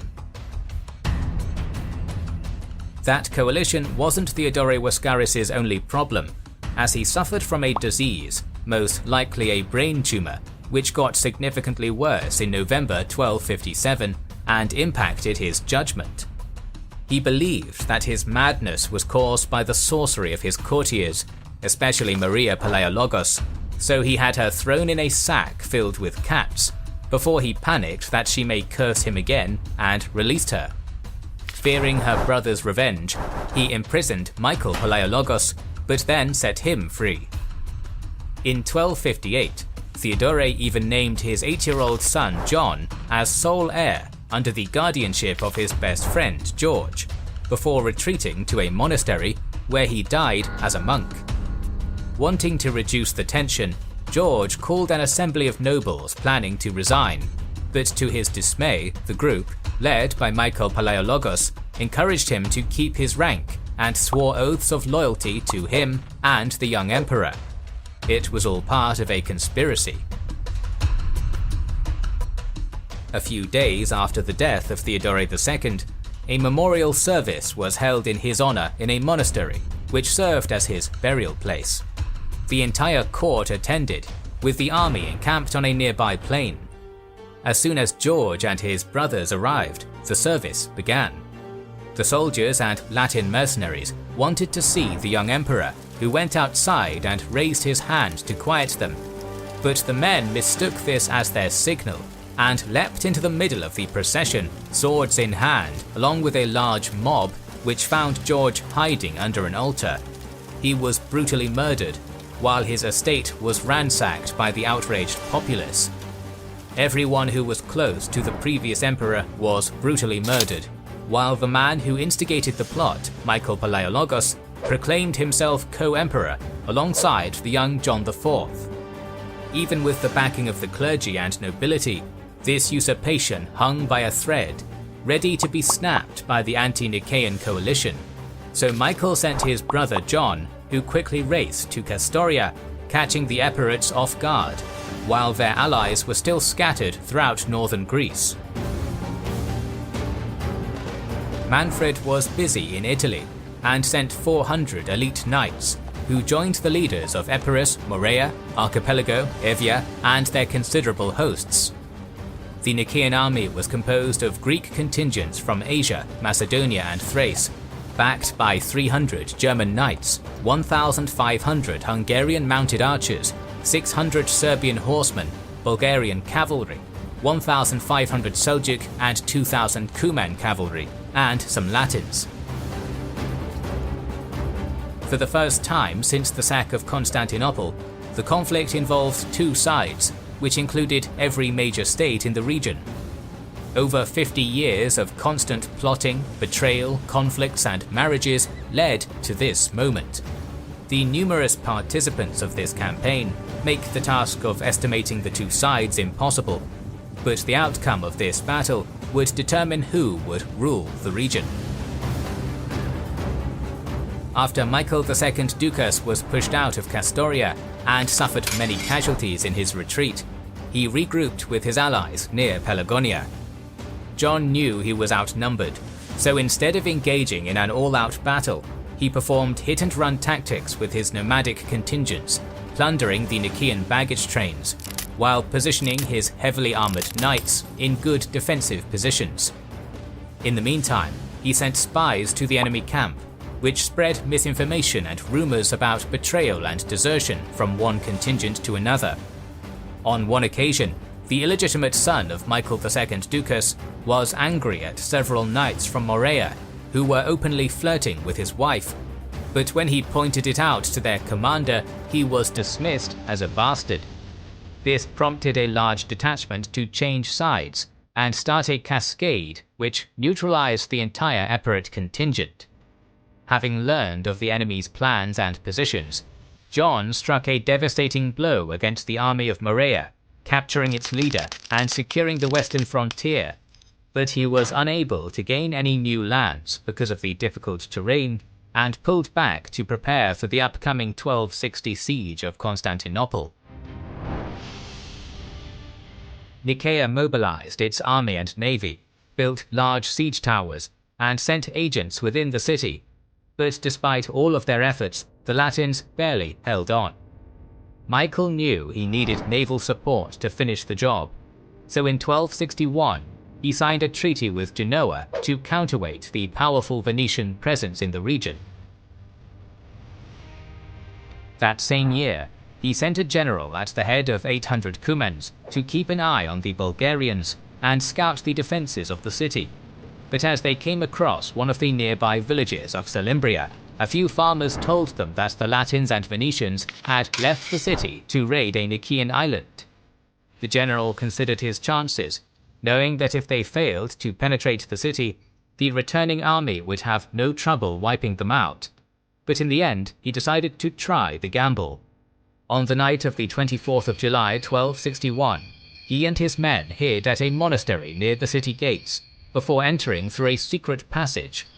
After a short struggle, the guards, who were taken completely by surprise, were killed, and the Venetian quarter was set ablaze.